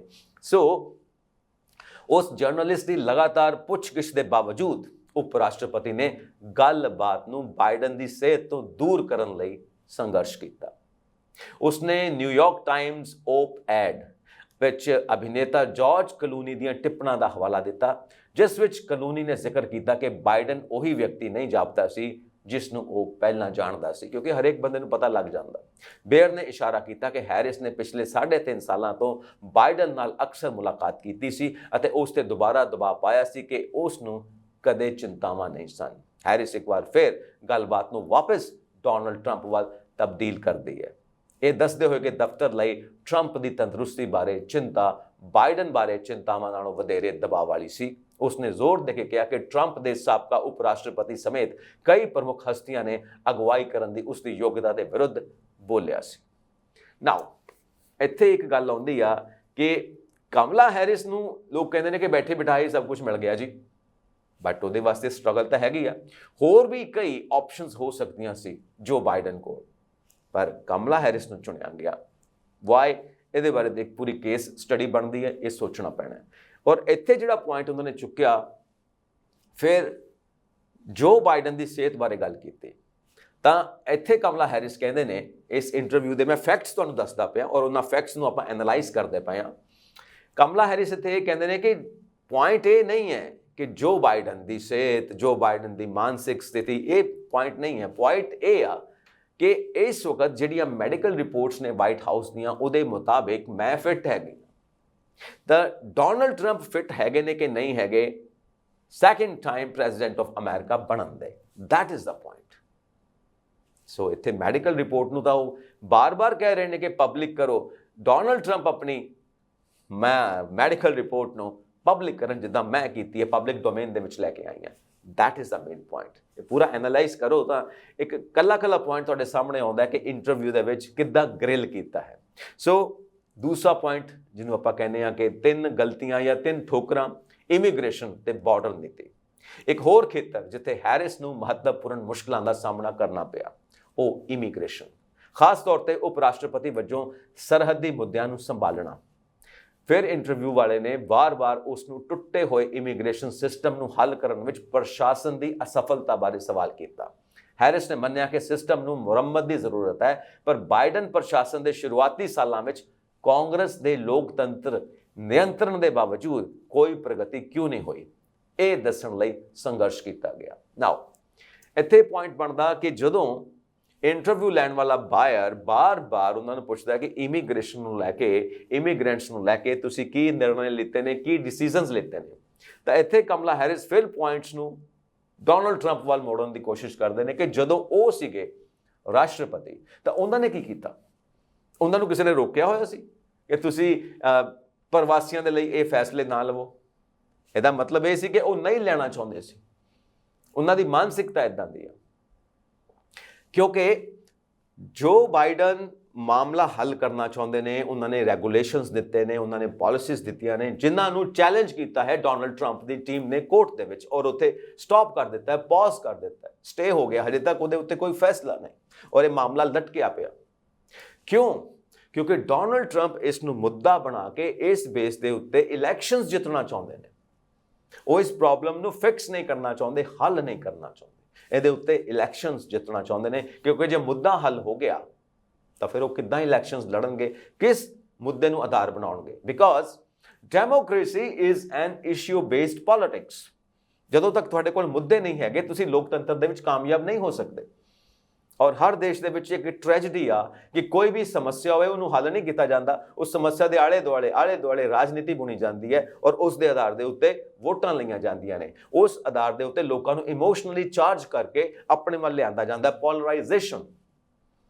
This is the hard fact. ਔਰ ਇੱਥੇ ਇਹ ਪੁਆਇੰਟ ਉਠਾਉਂਦੇ ਪਏ ਨੇ। ਤਾਂ ਉਹਨਾਂ ਨੇ ਡੋਨਲਡ ਟਰੰਪ ਦੇ ਦੋ ਪੱਖੀ ਯਤਨਾਂ ਦੇ ਪਤਨ ਦਾ ਦੋਸ਼ ਲਗਾਇਆ, ਦਾਅਵਾ ਕੀਤਾ ਕਿ ਉਸ ਦੀਆਂ ਕਾਰਵਾਈਆਂ ਨੇ ਸੁਧਾਰ ਦੀ ਕਿਸੇ ਵੀ ਸੰਭਾਵਨਾ ਨੂੰ ਕਮਜ਼ੋਰ ਕੀਤਾ। ਜਦੋਂ ਉਸ ਦੇ 2019 ਦੇ ਰੁਖ ਬਾਰੇ ਪੁੱਛਿਆ ਗਿਆ ਕਿ ਸਰਹੱਦੀ ਲਾਂਘੇ ਨੂੰ ਕਾਨੂੰਨੀ ਰੂਪ ਦਿੱਤਾ ਜਾਣਾ ਚਾਹੀਦਾ ਹੈ, ਹੈਰਿਸ ਨੇ ਆਪਣੀ ਸਥਿਤੀ ਬਦਲ ਦਿੱਤੀ। ਹੁਣ ਇਹ ਜ਼ੋਰ ਦੇ ਕੇ ਕਿਹਾ ਕਿ ਉਹ ਸਰਹੱਦੀ ਲਾਂਘਿਆਂ ਨੂੰ ਅਪਰਾਧਕ ਬਣਾਉਣ ਦਾ ਸਮਰਥਨ ਨਹੀਂ ਕਰਦੇ। ਹਾਲਾਂਕਿ ਉਸਨੇ ਇਸ ਤਬਦੀਲੀ ਲਈ ਬਹੁਤ ਘੱਟ ਸਪਸ਼ਟੀਕਰਨ ਪ੍ਰਦਾਨ ਕੀਤਾ, ਜੋ ਕਿ ਉਸ ਦੀ ਪਿਛਲੀ ਮੁਹਿੰਮ ਦੇ ਬਿਆਨਬਾਜ਼ੀ ਦੇ ਬਿਲਕੁਲ ਉਲਟ ਸੀ। ਨਾਓ ਇੱਥੇ ਗੱਲ ਆਉਂਦੀ ਆ ਕਿ ਤੁਸੀਂ ਕਿੰਨੇ ਹੱਕ ਦੇ ਵਿੱਚੋਂ ਇਮੀਗ੍ਰੈਂਟਸ ਦੇ, ਇਲੀਗਲ ਇਮੀਗ੍ਰੈਂਟਸ ਵੀ ਇੱਥੇ ਆ ਗਏ, ਜਿਹੜੇ ਗੈਰ ਕਾਨੂੰਨੀ ਤੌਰ ਦੇ ਉੱਤੇ ਅਮਰੀਕਾ ਦੀ ਧਰਤੀ ਦੇ ਉੱਤੇ ਆਉਂਦੇ ਨੇ।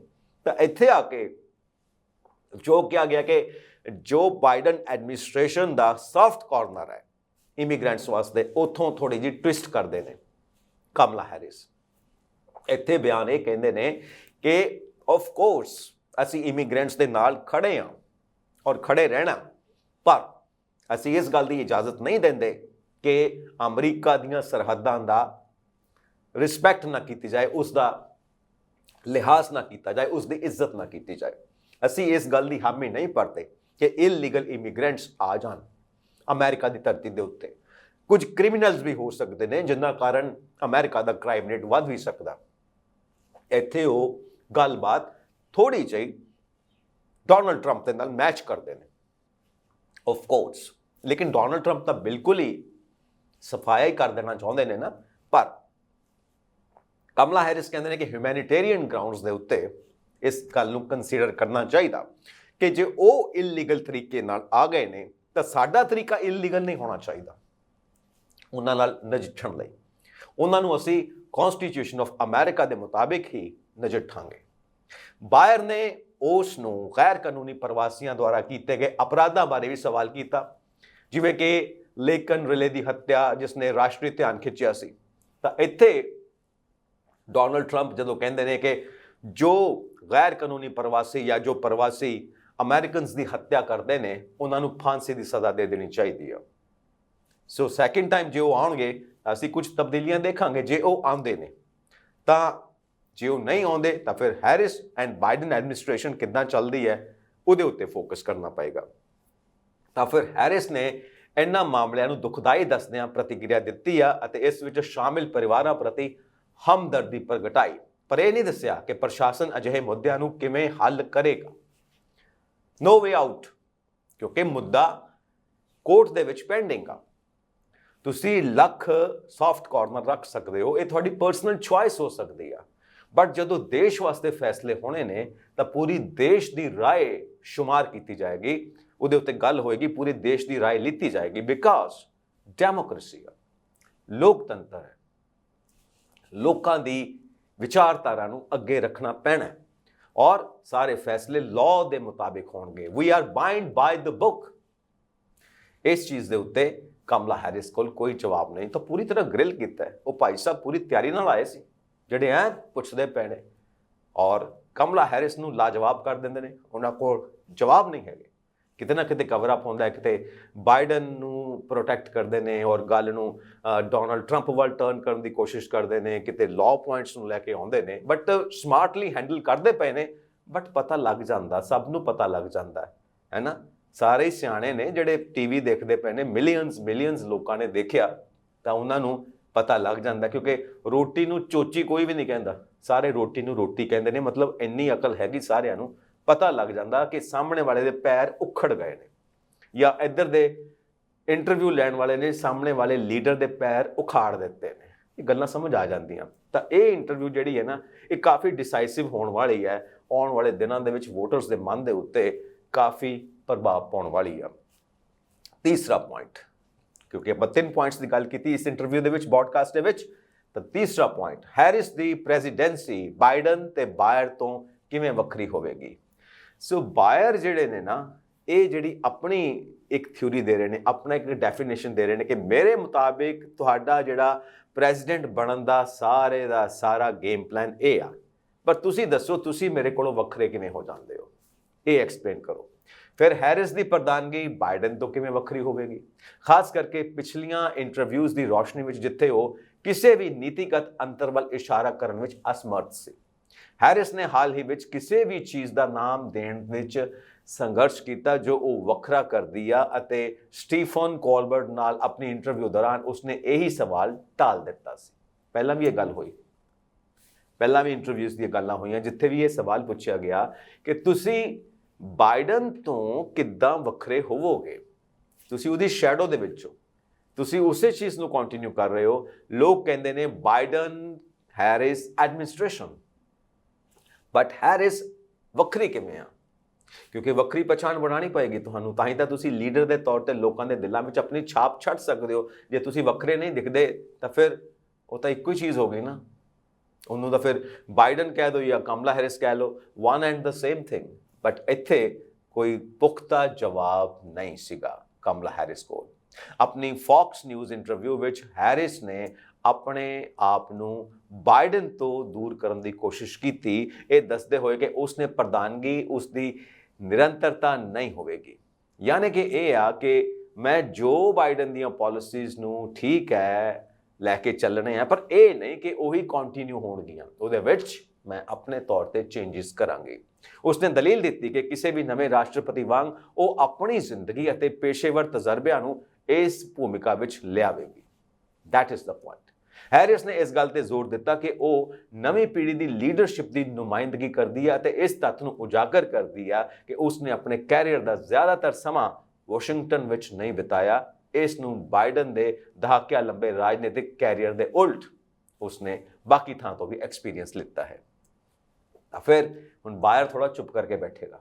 ਬਾਇਰ ਨੇ ਇਸ ਗੱਲ ਤੇ ਉਸ ਨੂੰ ਦਬਾਇਆ, ਸਵਾਲ ਕੀਤਾ ਕਿ ਉਹ ਦੇਖੋ ਹੁਣ ਜਦੋਂ ਬੰਦਾ ਕੋਈ ਨਾ ਕੋਈ ਇਦਾਂ ਦੇ ਸਵਾਲ ਆ ਜਾਣ ਤਾਂ ਕੁਝ ਨਾ ਕੁਝ ਐਸੀ ਹਰਕਤ ਕਰਦਾ ਹੈ ਜੋ ਆਪਣੇ ਆਪ ਨੂੰ ਉਹ ਕਵਰ ਅਪ ਕਰਦਾ, ਆਪਣੇ ਆਪ ਨੂੰ ਤਿਆਰ ਕਰਦਾ ਹੈ। ਹੋਰ ਕੁਝ ਨਹੀਂ ਤੇ ਆਪਣੇ ਕੋਲ ਜਿਹੜੇ ਪੇਜ ਨੇ ਉਹਦੇ ਪੰਨੇ ਮੋੜਨੇ ਸ਼ੁਰੂ ਕਰ ਦਿੱਤੇ, ਜਸਟ ਲਾਈਕ ਦਿਸ। ਪੇਪਰਸ ਨੂੰ ਅੱਗੇ ਪਿੱਛੇ ਕਰਨਾ ਸ਼ੁਰੂ ਕਰੇਗਾ, ਸਾਈਕੋਲੋਜੀਕਲੀ ਆਪਣੇ ਆਪ ਨੂੰ ਤਿਆਰ ਕਰਦਾ ਪਿਆ ਉਹ, ਠੀਕ ਹੈ ਨਾ। ਕਿਉਂਕਿ ਜਦੋਂ ਅਸੀਂ ਕਿਸੇ ਨੂੰ ਸਵਾਲ ਕਰਦੇ ਹਾਂ, ਉਹ ਅੱਗੋਂ ਜਵਾਬ ਦਿੰਦਾ ਹੈ ਤਾਂ ਸਾਡਾ ਧਿਆਨ ਉਹਦੇ ਜਵਾਬ ਵੱਲ ਨਹੀਂ ਹੁੰਦਾ, ਸਾਡਾ ਧਿਆਨ ਇਹ ਹੁੰਦਾ ਕਿ ਅਸਲੀ ਅਗਲਾ ਸਵਾਲ ਕਿਹੜਾ ਪੁੱਛਣਾ। That is the main thing. ਹੁਣ ਇੱਥੇ ਉਹ ਭਾਈ ਸਾਹਿਬ ਪੂਰੀ ਤਰ੍ਹਾਂ ਤਿਆਰ ਨੇ, ਇੱਕ ਤੋਂ ਬਾਅਦ ਇੱਕ ਕੁਐਸਚਨ ਪੁੱਛੀ ਜਾਂਦੇ ਨੇ। ਤਾਂ ਉਸਨੇ ਫਿਰ ਕਿਹਾ ਕਿ ਇਹ ਪਿਛਲੇ 3.5 ਸਾਲਾਂ ਤੋਂ ਪ੍ਰਸ਼ਾਸਨ ਦਾ ਹਿੱਸਾ ਹੋ ਤੁਸੀਂ। ਹੈਰਿਸ ਨੇ ਇਹ ਕਹਿ ਕੇ ਜਵਾਬ ਦਿੱਤਾ ਕਿ ਉਹ ਡੋਨਲਡ ਟਰੰਪ ਦੀ ਵੰਡਣ ਵਾਲੀ ਬਿਆਨਬਾਜ਼ੀ ਤੋਂ ਦੂਰ ਜਾਣਾ ਚਾਹੁੰਦੀ ਸੀ, ਜਿਸ ਦਾ ਉਸਨੇ ਦਾਅਵਾ ਕੀਤਾ ਕਿ ਅਮਰੀਕੀਆਂ ਨੇ ਇੱਕ ਦੂਜੇ ਨੂੰ ਬਦਲ ਦਿੱਤਾ ਸੀ। ਉਸਨੇ ਦਲੀਲ ਦਿੱਤੀ ਕਿ ਟਰੰਪ ਦੀ ਲੀਡਰਸ਼ਿਪ ਦੂਜਿਆਂ ਨੂੰ ਉੱਚਾ ਚੁੱਕਣ ਦੀ ਬਜਾਏ ਉਹਨਾਂ ਨੂੰ ਨੀਵਾਂ ਕਰਨ ਅਤੇ ਘਟਾਉਣ ਤੇ ਆਧਾਰਿਤ ਹੈ ਅਤੇ ਇਹ ਕਿ ਇਸ ਪਹੁੰਚ ਨੇ ਅਮਰੀਕੀ ਲੋਕਾਂ ਨੂੰ ਧੱਕਾ ਦਿੱਤਾ। ਫਿਰ ਗੱਲ ਸਾਰੀ ਪਲਟ ਕੇ ਡੋਨਲਡ ਟਰੰਪ ਤੇ ਆ ਗਈ। ਜਦੋਂ ਉਹਨਾਂ ਨੂੰ ਪੁੱਛਦੇ ਆ ਕਿ ਤੁਸੀਂ ਵੱਖਰੇ ਕਿਵੇਂ ਹੋ, ਤੁਸੀਂ ਵੱਖਰੀਆਂ ਨੀਤੀਆਂ ਕੀ ਲੈ ਕੇ ਆਓਗੇ, ਤੇ ਇਹਦਾ ਕੋਈ ਜਵਾਬ ਉਨਾ ਪੁਖਤਾ ਨਹੀਂ ਜਿੰਨਾ ਉਹ ਐਕਸਪੈਕਟ ਕਰ ਰਿਹਾ ਸੀ ਇੰਟਰਵਿਊ ਲੈਣ ਵਾਲਾ। ਫਿਰ ਉੱਥੇ ਗੱਲ ਆ ਗਈ ਕਿ ਮੈਂ ਬਈ ਡੋਨਲਡ ਟਰੰਪ ਵਾਕਣ ਲੋਕਾਂ ਨੂੰ ਵੰਡਾਂਗੀ ਨਹੀਂ, ਜੋ ਉਹਨਾਂ ਦੀ ਰਾਜਨੀਤੀ ਹੈ। ਦੇਖੋ ਗੱਲ ਇੱਦਾਂ ਹੈ ਕਿ ਹੁਣ ਕਈ ਚੀਜ਼ਾਂ ਦੇ ਜਵਾਬ ਉਸੇ ਵੇਲੇ ਨਹੀਂ ਹੁੰਦੇ ਜਾਂ ਕਈ ਚੀਜ਼ਾਂ ਉਸੇ ਵੇਲੇ ਨਹੀਂ ਦੱਸੀਆਂ ਜਾ ਸਕਦੀਆਂ। ਕੁਝ ਗੱਲਾਂ ਛੁਪਾ ਕੇ ਵੀ ਰੱਖਣੀਆਂ ਪੈਂਦੀਆਂ ਨੇ। ਠੀਕ ਹੈ, ਲੋਕਤੰਤਰ ਹੈ, ਲੋਕਤੰਤਰ ਦੇ ਵਿੱਚ ਹਰ ਗੱਲ ਸਾਹਮਣੇ ਆਉਣੀ ਚਾਹੀਦੀ ਆ, ਬਟ ਮੀਡੀਆ ਦੇ ਵਿੱਚ ਇੰਨਾ ਵੀ ਐਕਸਪੋਜ਼ ਨਾ ਹੋ ਜਾਓ ਕਿ ਮੁੱਠੀ ਬੰਦ ਹੈ ਤੇ ਉਹਦਾ ਮਤਲਬ ਹੈ ਮੁੱਠੀ ਖੁੱਲ ਗਈ ਤੇ ਕੁਝ ਵੀ ਨਹੀਂ। ਬੰਦ ਮੁੱਠੀ ਲੱਖ ਦੀ ਤੇ ਖੁੱਲ ਗਈ ਮੁੱਠੀ ਕੱਖ ਦੀ ਵੀ ਨਹੀਂ ਹੈਗੀ, ਕਿਉਂਕਿ ਸਭ ਕੁਝ ਖੋਲ ਦਿੱਤਾ ਤੁਸੀਂ। ਤਾਂ ਕਈ ਟੈਕਟਿਕਸ ਐਸੀਆਂ ਨੇ ਜੋ ਹਜੇ ਖੋਲਣੀਆਂ ਬਾਕੀ ਨੇ, ਕਿਉਂਕਿ 3 ਹਫ਼ਤੇ ਬਾਕੀ ਨੇ। ਹੁਣ ਉਹ ਇੰਟਰਵਿਊ ਲੈਣ ਵਾਲੇ ਭਾਈ ਸਾਹਿਬ ਬਾਇਰ ਤਾਂ ਲੱਗੇ ਹੋਏ ਨੇ ਕਿ ਸਭ ਕੁਝ ਹੁਣੇ ਦੱਸ ਦਿਓ, ਪਰ ਉਹ ਕਿੱਥੇ, ਉਹਨਾਂ ਨੇ ਗੱਲਾਂ ਘੁਮਾਣੀਆਂ ਵੀ ਹੈਗੀਆਂ ਨੇ। That is why she is a smart politician. ਹੁਣ ਇਹ ਪ੍ਰੂਵ ਕਰੇਗਾ ਟਾਈਮ ਕਿ ਉਹ ਪੋਲੀਟੀਸ਼ੀਅਨ ਤੋਂ ਸਟੇਟਸਮੈਨ ਬਣਦੇ ਨੇ ਕਿ ਨਹੀਂ ਬਣਦੇ, ਇਹ ਤਾਂ ਟਾਈਮ ਦੱਸੇਗਾ ਨਾ।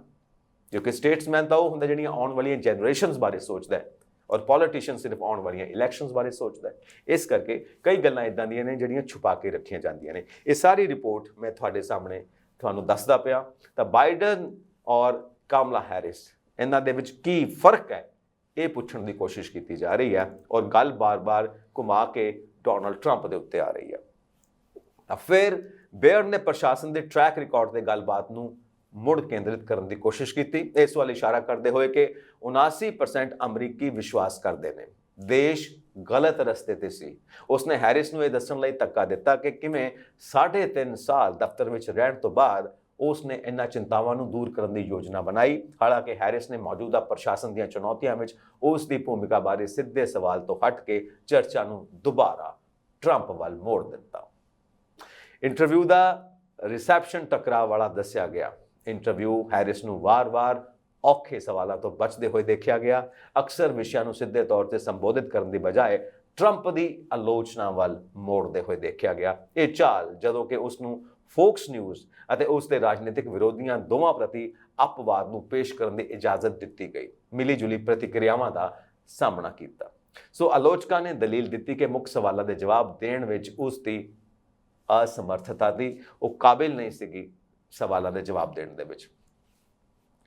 ਇੰਟਰਵਿਊ ਲੈਣ ਵਾਲੇ ਨੇ ਪੁੱਛਿਆ ਕਿ 3.5 ਸਾਲ ਹੋ ਗਏ, 4 ਸਾਲ ਹੋਣ ਵਾਲੇ ਨੇ, ਤੁਸੀਂ ਵਾਈਸ ਪ੍ਰੈਜ਼ੀਡੈਂਟ ਹੈਗੇ ਹੋ, ਇਹਨਾਂ ਮੁਸ਼ਕਿਲਾਂ ਨੂੰ ਹੱਲ ਕਰਨ ਵਾਸਤੇ ਤੁਸੀਂ ਕੀ ਕੀਤਾ, ਤੁਹਾਡੀ ਆਪਣੀ ਕੀ ਸੋਚ ਆ। ਇੱਥੇ ਫਿਰ ਡੋਨਾਲਡ ਟਰੰਪ ਵੱਲ ਗੱਲ ਮੋੜ ਦਿੰਦੇ ਨੇ, ਮਤਲਬ ਉਸ ਚੀਜ਼ ਨੂੰ ਆਪਣੀ ਮਾਨਸਿਕਤਾ ਨੂੰ ਕਲੀਅਰ ਨਹੀਂ ਕਰਦੇ। ਔਰ ਖਾਸ ਕਰਕੇ ਬਾਈਡਨ ਦੀ ਮਾਨਸਿਕ ਗਿਰਾਵਟ, ਇਮੀਗ੍ਰੇਸ਼ਨ ਅਤੇ ਉਹਨਾਂ ਦੀ ਉਮੀਦਵਾਰੀ ਤੇ ਮਾੜੀ ਜੋ ਪ੍ਰਤੀਕਿਰਿਆ ਰਹੀ ਹੈ। ਟਰੰਪ ਨੇ ਵੀ ਉਹਨਾਂ ਨੂੰ ਕਿਹਾ ਕਿ ਉਹ ਡਿਬੇਟ ਵਿੱਚ ਹਾਰ ਗਏ, ਔਰ ਲੋਕਾਂ ਦੀ ਵੀ ਪ੍ਰਤੀਕਿਰਿਆ ਰਹੀ ਹੈ। ਐਲਨ ਮਸਕ ਨੇ ਵੀ ਇੱਕ ਥਾਂ ਦੇ ਉੱਤੇ ਕਹਿ ਦਿੱਤਾ, ਹਾਲਾਂਕਿ ਬਜ਼ੁਰਗ ਨੇ ਜੋ ਬਾਈਡਨ, ਉਹਨਾਂ ਦੇ ਉੱਤੇ ਕਿ ਉਹ ਪੌੜੀਆਂ ਚੜ੍ਹਦੇ ਹੋਏ ਡਿੱਗ ਪੈਂਦੇ ਨੇ। ਸੋ ਇਦਾਂ ਦੀ ਵੀ ਗੱਲ ਹੋਈ ਹੈ। ਸੋ ਇਹ तमाम ਗੱਲਾਂ ਦੇ ਵਿੱਚੋਂ ਕਮਲਾ ਹੈਰਿਸ ਕਿੱਦਾਂ ਸਮਾਰਟਲੀ ਨਿਕਲ ਕੇ ਬਾਹਰ ਆਏ ਨੇ, ਔਰ ਆਲੋਚਕ ਵੀ ਇਹ ਗੱਲ ਕਹਿ ਰਹੇ ਨੇ ਕਿ ਇਹਨਾਂ ਕੋਲ ਬਹੁਤ ਵੱਡਾ ਮੌਕਾ ਸੀ। ਜੋ ਇਹ ਇੰਟਰਵਿਊ ਲੱਖਾਂ ਕਰੋੜਾਂ ਲੋਕਾਂ ਨੇ ਦੇਖੀ, ਇਹਨਾਂ ਕੋਲ ਬਹੁਤ ਵੱਡਾ ਮੌਕਾ ਸੀ, ਔਰ ਇਹ ਮੌਕਾ ਕਿਤੇ ਨਾ ਕਿਤੇ ਖੁੰਝ ਗਏ ਨੇ। ਹੁਣ ਇਹ ਗੱਲ ਕਿੰਨੀ ਕੁ ਭਾਰੀ ਪਏਗੀ ਇਲੈਕਸ਼ਨਸ ਦੇ ਰਿਜ਼ਲਟਸ ਦੇ ਉੱਤੇ, ਇਹ ਦੇਖਣ ਵਾਲੀ ਗੱਲ ਹੋਏਗੀ, ਕਿਉਂਕਿ ਅਸੀਂ ਜੋ ਗੱਲ ਕਰਨੀ ਹੈ ਉਹ ਰਿਪੋਰਟਸ ਐਂਡ ਫੈਕਟਸ ਦੇ ਮੁਤਾਬਿਕ ਗੱਲ ਕਰਨੀ ਹੈ। ਜਿਸ ਤਰ੍ਹਾਂ ਆਪਾਂ ਸਾਡੀ ਰਿਪੋਰਟਸ ਨੂੰ ਘੋਖਦੇ ਪਏ ਹਾਂ, ਤਾਂ ਉਸ ਦੇ ਮੁਤਾਬਿਕ ਇਹ ਗੱਲ ਕਿੱਧਰ ਨੂੰ ਜਾਂਦੀ ਹੈ, ਇਹ ਬਹੁਤ ਵੱਡੀ ਇੱਕ ਮੁਹਿੰਮ ਦਾ ਹਿੱਸਾ ਬਣ ਸਕਦੀ ਹੈ। ਇੰਟਰਵਿਊ ਤੇ ਟਰੰਪ ਦੀ ਮੁਹਿੰਮ ਤੇਜ਼ੀ ਨਾਲ, ਮਤਲਬ ਉਹਨਾਂ ਦੀ ਸੱਚਾਈ ਫੜੀ ਗਈ। ਤਾਂ ਰਾਸ਼ਟਰੀ ਪ੍ਰੈਸ ਸਕੱਤਰ ਕੈਰੋਲਿਨ ਲੀਵਿਟ ਨੇ ਇਸ ਨੂੰ ਦੱਸਿਆ ਕਿ ਇੱਕ ਤਰ੍ਹਾਂ ਨਾਲ ਮੌਕਾ ਤੁਸੀਂ ਗਵਾ ਦਿੱਤਾ ਹੈ, ਔਰ ਇੱਕ ਵੀ ਸਵਾਲ ਦਾ ਜਵਾਬ ਸਿੱਧਾ ਨਹੀਂ ਸੀ। ਸੋ ਆਲੋਚਨਾਵਾਂ ਦੇ ਬਾਵਜੂਦ ਵੀ ਹੈਰਿਸ ਦੀ ਮੌਜੂਦਗੀ ਔਰ ਹੈਰਿਸ ਦੀ ਪਰਸਨੈਲਿਟੀ, ਇਹ ਇੱਕ ਆਪਣਾ ਕਰਿਸ਼ਮਾ ਹੈ, ਔਰ ਉਹ ਕਰਿਸ਼ਮਾ ਜੋ ਹੈ ਇਸ ਨੈਟਵਰਕ ਨੂੰ ਹੋਰ ਮਜ਼ਬੂਤ ਕਰਦਾ ਹੈ ਕਿ ਉਹ ਆਪਣੀਆਂ ਕੈਂਪੇਨਸ ਨੂੰ ਲੈ ਕੇ ਔਰ ਇੰਡੀਪੈਂਡੈਂਟ ਵੋਟਰਸ ਨੂੰ ਲੈ ਕੇ ਔਰ ਦਰਸ਼ਕਾਂ ਨੂੰ ਲੈ ਕੇ ਕਿੱਦਾਂ ਆਪਣੇ ਨਾਲ ਜੋੜ ਕੇ ਰੱਖਦੇ ਨੇ। ਔਰ ਬਾਰ-ਬਾਰ ਹੋਰ ਵੀ ਪਲੇਟਫਾਰਮ CNN ਜਾਂ MSNBC, ਉਹ ਵੀ ਉਹਨਾਂ ਨੂੰ ਕਹਿੰਦੇ ਨੇ ਕਿ ਤੁਸੀਂ ਸਾਡੇ ਨਾਲ ਪੋਡਕਾਸਟ ਕਰੋ, ਕਿਉਂਕਿ ਹਜੇ 3 ਹਫ਼ਤੇ ਬਾਕੀ ਨੇ, ਆਪਣੀ ਗੱਲ ਲੋਕਾਂ ਸਾਹਮਣੇ ਰੱਖੋ। ਕੁੱਲ ਮਿਲਾ ਕੇ ਗੱਲ ਇਹ ਆ ਕਿ ਕਮਲਾ ਹੈਰਿਸ ਬਾਰੇ ਜੋ ਸਿੰਪਥੀ ਹੈ ਉਹ ਹਜੇ ਦੂਰ ਨਹੀਂ ਹੋਈ, ਔਰ ਆਮ ਲੋਕਾਂ ਦੇ ਹਜੇ ਉਹ ਦਿਲ ਦੀ ਇੱਕ ਤਰ੍ਹਾਂ ਨਾਲ ਸ਼ਹਿਜ਼ਾਦੀ ਬਣੀ ਹੋਈ ਆ। ਕੋਈ ਐਸੀ ਗੱਲ ਨਹੀਂ ਹੈ ਕਿ ਡਾਊਨ ਆ ਗਏ, ਕਿਉਂਕਿ ਜਿਹੜੀਆਂ ਇਹ ਗੱਲਾਂ ਆਪਾਂ ਹੁਣ ਕੀਤੀਆਂ ਨੇ ਰਿਪੋਰਟ ਦੇ ਮੁਤਾਬਿਕ, ਇਹ ਬੜੀਆਂ ਡੀਪ ਗੱਲਾਂ ਨੇ, ਔਰ ਇਹ ਗੱਲਾਂ ਕਿਤੇ ਨਾ ਕਿਤੇ ਸਾਈਕੋਲੋਜੀਕਲੀ ਜੋ ਵੋਟਰਸ ਦੇ ਮਨ ਦੇ ਉੱਤੇ ਅਸਰ ਪਾਉਂਦਾ ਹੈ, ਉਸ ਦੇ ਉੱਤੇ ਇਹ ਸਾਰੀਆਂ ਗੱਲਾਂ ਨੇ ਕਿ ਉਹਦੇ ਮੁਤਾਬਿਕ ਇਹਨਾਂ ਦੇ ਹੁਣ ਰਣਨੀਤਿਕ ਕਦਮ ਕੀ ਹੋਣਗੇ, ਔਰ ਉਹਨਾਂ ਦੇ ਜਿਹੜੇ ਸਾਰਾ ਵੋਟ ਬੈਂਕ ਹੈ ਉਹਦੇ ਵਾਸਤੇ ਹੋਰ ਜਰਨਲਾਈਜ਼ ਕਿੱਦਾਂ ਕਰਨਗੇ, ਆਮ ਆਧਾਰ ਕਿੱਦਾਂ ਤਿਆਰ ਕਰਨਗੇ, ਤਾਂ ਕਿ ਲੋਕਾਂ ਨੂੰ ਆਪਣੇ ਨਾਲ ਜੋੜ ਸਕਣ, ਆਪਣੇ ਨਾਲ ਖਿੱਚ ਸਕਣ। ਸੋ ਇਹ ਕਮਲਾ ਹੈਰਿਸ ਦੀ ਪਰਸਨੈਲਿਟੀ ਦਾ ਕਰਿਸ਼ਮਾ ਹੈ, ਲੋਕ ਉਹਨਾਂ ਨੂੰ ਪਸੰਦ ਕਰਦੇ ਨੇ, ਔਰ ਲੋਕ ਇਹ ਵੀ ਜਾਣਦੇ ਨੇ ਕਿ ਮੀਡੀਆ ਦੇ ਲੋਕਾਂ ਦਾ ਕੰਮ ਹੀ ਇਹ ਹੈ ਕਿ ਗੱਲ ਨੂੰ ਘੁਮਾਉਣਾ ਤਾਂ ਕਿ ਸਾਹਮਣੇ ਵਾਲੇ ਨੂੰ ਘੁਮਾ ਕੇ ਰੱਖ ਦੇਣ, ਉਹਨੂੰ ਸਮਝ ਹੀ ਨਾ ਆਵੇ ਕਿ ਕੀ ਪੁੱਛਦੇ ਪਏ ਹੋ, ਔਰ ਜੇ ਸਮਝ ਆ ਵੀ ਜਾਵੇ ਤੇ ਉਹ ਜਵਾਬ ਨਾ ਦੇ ਸਕੇ। ਪਰ ਉਹ ਜਵਾਬ ਕਿਉਂ ਨਹੀਂ ਦਿੰਦਾ, ਉਹਦੇ ਕੋਲ ਹੋ ਸਕਦਾ ਜਵਾਬ ਹੋਣ, ਪਰ ਕਿਉਂ ਨਹੀਂ ਦਿੰਦਾ, ਸਮੇਂ ਦਾ ਤਕਾਜ਼ਾ। ਹਰ ਗੱਲ ਨੂੰ ਦੱਸਣ ਦਾ ਇੱਕ ਸਮਾਂ ਹੁੰਦਾ ਹੈ, ਇੱਕ ਜਗ੍ਹਾ ਹੁੰਦੀ ਹੈ। ਹੁਣ ਨੈਸ਼ਨਲ ਪਾਲਿਸੀ ਔਰ ਅਮਰੀਕਾ ਵਾਸਤੇ ਕੀ ਕੁਝ ਕਰਨਾ ਹੈ, ਔਰ ਬਹਿ ਕੇ ਇੱਕ TV ਚੈਨਲ ਤੇ ਤਾਂ ਨਹੀਂ ਦੱਸ ਸਕਦੇ ਨਾ। ਹਜੇ ਉਹ ਪ੍ਰੈਜ਼ੀਡੈਂਟ ਆਫ ਅਮਰੀਕਾ ਨਹੀਂ ਬਣੇ ਭਾਈ, ਹਜੇ ਤਾਂ ਕੈਂਡੀਡੇਟ ਨੇ। ਉਹ ਗੱਲਾਂ, ਉਹ ਪਾਲਿਸੀਜ਼ ਕਿਵੇਂ ਖੋਲ੍ਹਦੇ ਨੇ, ਤੁਸੀਂ ਫਿਰ ਕੀ ਕਰੋਗੇ, ਬਾਈਡਨ ਨਾਲੋਂ ਅਲੱਗ ਕਿਵੇਂ ਹੋਵੋਗੇ, ਤੁਸੀਂ ਇਮੀਗ੍ਰੇਸ਼ਨ ਬਾਰੇ ਕੀ ਕਰੋਗੇ, ਹਾਂਜੀ ਇਹ ਤੁਸੀਂ ਬਾਈਡਨ ਬਾਰੇ ਕੀ ਸੋਚਦੇ ਹੋ। ਹੁਣ ਇਹ ਕੋਈ ਗੱਲਾਂ ਥੋੜ੍ਹਾ ਨੇ, ਮਤਲਬ ਜੋ ਕੀ ਦੱਸਣਾ ਇਹਦੇ ਬਾਰੇ, ਤੁਹਾਡਾ ਜੀ ਕੀ ਐਕਸਪੀਰੀਅੰਸ ਰਿਹਾ ਉਹਨਾਂ ਨਾਲ ਕੰਮ ਕਰਨ ਦਾ, 3.5 ਸਾਲ ਤੋਂ ਤੁਸੀਂ ਵਾਈਸ ਪ੍ਰੈਜ਼ੀਡੈਂਟ ਆਫ ਅਮਰੀਕਾ ਹੋ, ਓਕੇ, ਤੁਸੀਂ ਇਹਦੇ ਵਾਸਤੇ ਕੀ ਕੀਤਾ। ਹੁਣ ਨਾ ਉਹਨਾਂ ਦੀਆਂ ਪਾਵਰਸ ਦੇ ਵਿੱਚ ਕੀ ਕੁਝ ਹੈਗਾ, ਇਹ ਵੀ ਗੱਲਾਂ ਕੰਸੀਡਰ ਹੋਣਗੀਆਂ। ਮੁੱਕਦੀ ਗੱਲ ਇਹ ਆ ਕਿ ਮੀਡੀਆ ਆਪਣਾ ਕੰਮ ਕਰ ਰਿਹਾ ਹੈ, ਮੀਡੀਆ ਨੇ TRP ਵੀ ਲੈਣੀ ਹੈ, ਇੰਟਰਵਿਊ ਨੂੰ ਸਨਸਨੀਖੇਜ਼ ਵੀ ਬਣਾਉਣਾ ਹੈ, ਲੋਕਾਂ ਤੱਕ ਪਹੁੰਚਾਉਣਾ ਹੈ, ਵਾਇਰਲ ਵੀ ਕਰਨੀ ਹੈ, ਇਸ ਕਰਕੇ ਮਸਾਲਾ ਜ਼ਰੂਰੀ ਹੈ। ਇਹ ਸਾਰੇ ਲੋਕ ਸਮਝਦੇ ਨੇ ਕਿਉਂਕਿ ਮੀਡੀਆ ਦਾ ਜ਼ਮਾਨਾ ਹੈ, ਤਾਂ ਸਾਰੇ ਗਲਤ ਸਮਝਦੇ ਨੇ ਔਰ ਨਾਲ ਇਹ ਵੀ ਸਮਝਦੇ ਨੇ ਕਿ ਕਮਲਾ ਹੈਰਿਸ ਕਿਸ ਤਰ੍ਹਾਂ ਸਮਾਰਟਲੀ ਜਵਾਬ ਦੇ ਰਹੇ ਨੇ, ਕਮਲਾ ਹੈਰਿਸ ਕੀ ਕਹਿਣਾ ਚਾਹੁੰਦੇ ਨੇ ਕੀ ਨਹੀਂ ਕਹਿਣਾ ਚਾਹੁੰਦੇ। ਗੱਲ ਇੱਥੇ ਆ ਕੇ ਮੁੱਕਦੀ ਆ ਕਿ ਉਹ ਸਾਰੀ ਦੀ ਸਾਰੀ ਇੰਟਰਵਿਊ ਨੂੰ, ਪੋਡਕਾਸਟ ਨੂੰ ਇਸ ਪੁਆਇੰਟ ਤੇ ਲੈ ਕੇ ਆ ਗਏ ਨੇ ਕਿ ਤੁਸੀਂ ਮੇਰੇ ਵਿੱਚੋਂ ਤੇ ਡੋਨਲਡ ਟਰੰਪ ਵਿੱਚੋਂ, ਦੋਨਾਂ ਵਿੱਚੋਂ ਕਿਸ ਨੂੰ ਕਾਬਿਲ ਸਮਝਦੇ ਹੋ ਪ੍ਰੈਜ਼ੀਡੈਂਟ ਆਫ ਅਮਰੀਕਾ ਬਣਨ ਦੇ। ਫਿਜ਼ੀਕਲੀ ਸਟਰੋਂਗ ਕੌਣ ਹੈ ਔਰ ਮੈਡੀਕਲੀ ਫਿਟ ਕੌਣ ਹੈ, ਦਿਮਾਗੀ ਤੌਰ ਤੇ ਕਿਹਦਾ ਵਿਜ਼ਨ, ਕਿਹਦੇ ਆਈਡੀਆਜ਼ ਅਮਰੀਕਾ ਦੇ ਹੱਕ ਦੇ ਵਿੱਚ ਜਾਂਦੇ ਨੇ, ਹੈ ਨਾ, ਡੈਮੋਕ੍ਰੇਸੀ ਦੇ ਹੱਕ ਦੇ ਵਿੱਚ ਜਾਂਦੇ ਨੇ। ਇਹ तमाम ਗੱਲਾਂ ਹੁਣ ਇਹ ਸਾਰਾ ਐਨਾਲਾਈਜ਼ ਕਰਨਾ ਹੈ ਅਮਰੀਕਨ ਵੋਟਰਸ। ਨਾ ਇੱਕ ਗੱਲ ਡੋਨਲਡ ਟਰੰਪ ਦੀ ਆਪਾਂ ਲੈਂਦੇ ਹਾਂ, ਜੋ ਉਹ ਗੱਲ ਕਰਦੇ ਨੇ ਯੂਕਰੇਨ ਦੇ ਪ੍ਰੈਜ਼ੀਡੈਂਟ ਜ਼ੈਲੈਂਸਕੀ ਦੀ, ਕਹਿੰਦੇ ਨੇ ਕਿ ਉਹ ਸਭ ਤੋਂ ਮਹਾਨ ਸੇਲਜ਼ਮੈਨ ਨੇ ਅੱਜ ਦੀ ਦੁਨੀਆ ਦੇ। ਟਰੰਪ ਨੇ ਰੂਸ ਨਾਲ ਯੂਕਰੇਨ ਦੀ ਲੜਾਈ ਲਈ ਜ਼ੈਲੈਂਸਕੀ ਨੂੰ ਜ਼ਿੰਮੇਵਾਰ ਠਹਿਰਾਇਆ। ਡੋਨਲਡ ਟਰੰਪ ਨੇ ਯੂਕਰੇਨ ਰੂਸ ਯੁੱਧ ਲਈ ਰਾਸ਼ਟਰਪਤੀ ਜ਼ੈਲੈਂਸਕੀ ਨੂੰ ਦੋਸ਼ੀ ਠਹਿਰਾਉਂਦੇ ਹੋਏ ਸੰਘਰਸ਼ ਨੂੰ ਨਾ ਰੋਕਣ ਲਈ ਉਹਨਾਂ ਦੀ ਆਲੋਚਨਾ ਕੀਤੀ। ਟਰੰਪ ਨੇ ਰਾਸ਼ਟਰਪਤੀ ਬਾਈਡਨ ਦੀ ਵੀ ਆਲੋਚਨਾ ਕੀਤੀ। ਰੂਸ ਦੇ ਪੁਤਿਨ ਨਾਲ ਉਸਦੇ ਨਜ਼ਦੀਕੀ ਸਬੰਧਾਂ ਅਤੇ ਯੂਕਰੇਨ ਨੂੰ ਰੋਕੀ ਗਈ ਸਹਾਇਤਾ ਨੂੰ ਲੈ ਕੇ ਉਸਦੇ ਮਹਾਦੋਸ਼ ਇਤਿਹਾਸ ਦੀ ਆਲੋਚਨਾ ਦੇ ਵਿਚਕਾਰ ਇਸ ਮੁੱਦੇ ਨੂੰ ਗੁੰਝਲਦਾਰ ਬਣਾਇਆ।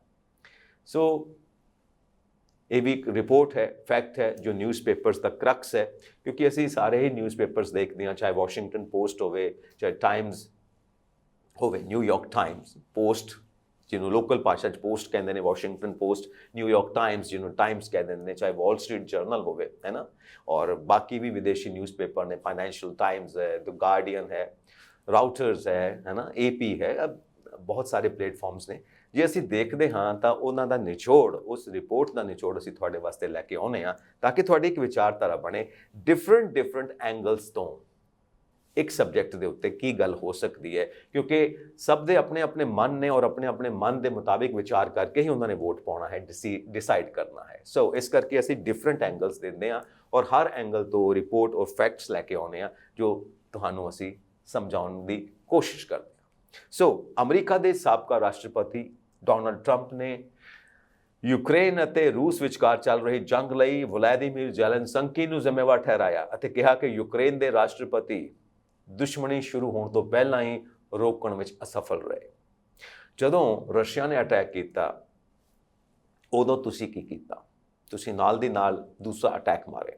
ਹੁਣ ਤੁਸੀਂ ਕਿਸੇ ਦੀਆਂ ਗੱਲਾਂ 'ਚ ਆਏ ਹੋਏ ਸੀ, ਪਿੱਛੇ ਨਾਟੋ ਸੀ, ਉਹਦੀ ਪ੍ਰੌਕਸੀ ਵਾਰ ਲੜਦੇ ਪਏ ਹੋ, ਜਾਂ ਤੁਸੀਂ ਆਪਣੇ ਦੇਸ਼ ਬਾਰੇ ਸੋਚ ਕੇ ਤੁਸੀਂ ਇਹ ਕਦਮ ਚੁੱਕਿਆ ਔਰ ਤੁਸੀਂ ਇਹ ਸੋਚਣਾ ਸੀ ਕਿ ਤੁਹਾਡੇ 'ਚ ਇੰਨਾ ਦਮ ਹੈ ਕਿ ਤੁਸੀਂ ਪੁਤਿਨ ਦਾ ਮੁਕਾਬਲਾ ਕਰ ਸਕੋ। ਦੇਖੋ ਗੱਲ ਬੜੀ ਕੌੜੀ ਹੈ ਜਿਹੜੀ ਕਹਿੰਦੇ ਪਏ ਨੇ ਡੋਨਲਡ ਟਰੰਪ, ਪਰ ਉਹ ਕਹਿੰਦੇ ਪਏ ਨੇ।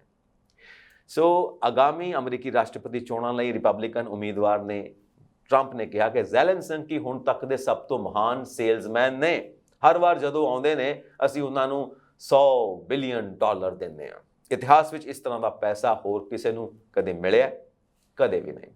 ਇਸ ਦਾ ਮਤਲਬ ਇਹ ਨਹੀਂ ਕਿ ਮੈਂ ਉਹਨਾਂ ਦੀ ਮਦਦ ਨਹੀਂ ਕਰਨਾ ਚਾਹੁੰਦਾ, ਡੋਨਲਡ ਟਰੰਪ ਇਹ ਕਹਿ ਰਹੇ ਨੇ, ਕਿਉਂਕਿ ਮੈਂ ਉਹਨਾਂ ਲੋਕਾਂ ਲਈ ਬਹੁਤ ਬੁਰਾ ਮਹਿਸੂਸ ਕਰ ਰਿਹਾ, ਕਿਉਂਕਿ ਆਮ ਜਨਤਾ ਦਾ ਜੋ ਹਾਲ ਹੈ।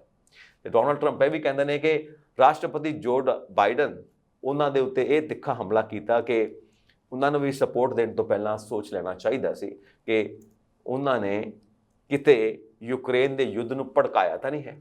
ਇਹ ਵੀ ਦੋਸ਼ ਲਗਾਉਂਦੇ ਪਏ ਨੇ ਡੋਨਲਡ ਟਰੰਪ ਉਹਨਾਂ ਦੇ ਉੱਤੇ। ਇਹ ਸਾਰੀ ਰਿਪੋਰਟ ਹੈ ਔਰ ਸਾਰੀ ਮਦਦ ਜੋ ਦਿੱਤੀ ਜਾ ਰਹੀ ਹੈ ਜ਼ੈਲੈਂਸਕੀ ਨੂੰ, ਉਸ ਦੇ ਬੇਸ ਦੇ ਉੱਤੇ ਹੀ ਉਹ ਯੁੱਧ ਲੜਦੇ ਪਏ ਨੇ ਔਰ ਯੁੱਧ 2.5 ਸਾਲ ਤੋਂ ਉੱਤੇ ਹੋ ਚੁੱਕਾ ਹੈ। ਸੋ ਸਾਬਕਾ ਅਮਰੀਕੀ ਰਾਸ਼ਟਰਪਤੀ ਟਰੰਪ ਸਪਸ਼ਟ ਤੌਰ ਤੇ ਬਾਈਡਨ ਬਾਰੇ ਗੱਲ ਕਰ ਰਹੇ ਨੇ ਅਤੇ ਜ਼ੈਲੈਂਸਕੀ ਨੂੰ ਇੱਥੇ ਕਸੂਰਵਾਰ ਠਹਿਰਾਉਂਦੇ ਨੇ, ਪੁਤਿਨ ਨੂੰ ਇੰਨਾ ਕਸੂਰਵਾਰ ਠਹਿਰਾਉਂਦੇ ਨਹੀਂ। ਔਰ ਇਸ ਗੱਲ ਤੋਂ ਹੀ ਜ਼ਿਕਰ ਹੁੰਦਾ ਕਿ ਪੁਤਿਨ ਨਾਲ ਕੀ ਰਿਲੇਸ਼ਨਸ ਨੇ ਡੋਨਲਡ ਟਰੰਪ ਦੇ, ਔਰ ਪ੍ਰੈਜ਼ੀਡੈਂਟ ਜਦੋਂ ਉਹ ਨਹੀਂ ਰਹੇ ਉਸ ਤੋਂ ਬਾਅਦ ਕਿੰਨੀ ਵਾਰ ਪੁਤਿਨ ਨਾਲ ਗੱਲਬਾਤ ਕੀਤੀ। That is the main point. ਔਰ ਟਰੰਪ ਕਹਿੰਦੇ ਨੇ ਕਿ ਮੈਂ ਇਸ ਬਾਰੇ ਕੋਈ ਗੱਲ ਨਹੀਂ ਕਰਨਾ ਚਾਹੁੰਦਾ ਕਿਉਂਕਿ ਇਹ ਬੇਬੁਨਿਆਦ ਤੁਸੀਂ ਮੇਰੇ ਉੱਤੇ ਦੋਸ਼ ਲਗਾ ਰਹੇ ਹੋ। ਸੋ ਟਰੰਪ ਦੀ ਜਿਹੜੀ ਇਹ ਟਿੱਪਣੀ ਹੈ, ਟਰੰਪ ਨੇ ਜਿਹੜੀਆਂ ਗੱਲਾਂ ਕਹੀਆਂ ਨੇ, ਉਸ ਨੇ ਫੌਰਨ ਲੋਕਾਂ ਦੀਆਂ ਗੱਲਾਂ ਵੀ ਸਾਹਮਣੇ ਲੈ ਆਉਂਦੀਆਂ ਜੋ ਲੋਕਾਂ ਨੇ ਰਿਐਕਟ ਕੀਤਾ ਹੈ, ਕਿਉਂਕਿ ਆਲੋਚਕਾਂ ਨੇ 78 ਸਾਲਾ ਬਜ਼ੁਰਗ ਤੇ ਦੋਸ਼ ਲਗਾਇਆ ਹੈ, ਜੋ ਬਾਈਡਨ ਤੇ ਦੋਸ਼ ਲਗਾਇਆ ਹੈ ਗੱਦਾਰ ਹੋਣ ਦਾ ਤੇ ਮੂਰਖ ਹੋਣ ਦਾ। ਇਹ ਬਹੁਤ ਵੱਡੀ ਗੱਲ ਹੈ। ਸੋ ਹੁਣ ਇੱਥੇ ਆ ਕੇ ਦੋਨੋਂ ਪੱਖ ਦੇਖਣੇ ਪੈਣਗੇ ਅਮਰੀਕਾ ਕਿੱਥੇ ਤੱਕ ਇਨਵੋਲਵ ਹੈ ਇਸ ਯੁੱਧ ਦੇ ਵਿੱਚ। ਇਜ਼ਰਾਈਲ ਔਰ ਗਾਜ਼ਾ ਦੀ ਤਾਂ ਆਪਾਂ ਗੱਲ ਕਰਨੀ ਹੈ। ਜਦੋਂ ਆਪਾਂ ਗੱਲ ਕरें ਯੂਕਰੇਨ ਤੇ ਰਸ਼ੀਆ ਦੀ, ਤਾਂ ਕਿਤੇ ਨਾ ਕਿਤੇ ਕਾਮਨ ਫੈਕਟਰ ਇਹ ਬਣਦਾ ਹੈ ਕਿ ਅਮਰੀਕਾ ਇਨਵੋਲਵ ਹੈ। ਇਹਦੇ ਵਾਸਤੇ ਜੋ ਬਾਈਡਨ ਨੂੰ ਦੋਸ਼ੀ ਠਹਿਰਾਉਂਦੇ ਨੇ ਡੋਨਲਡ ਟਰੰਪ, ਇਹ ਦੋਨਾਂ ਯੁੱਧਾਂ ਵਾਸਤੇ।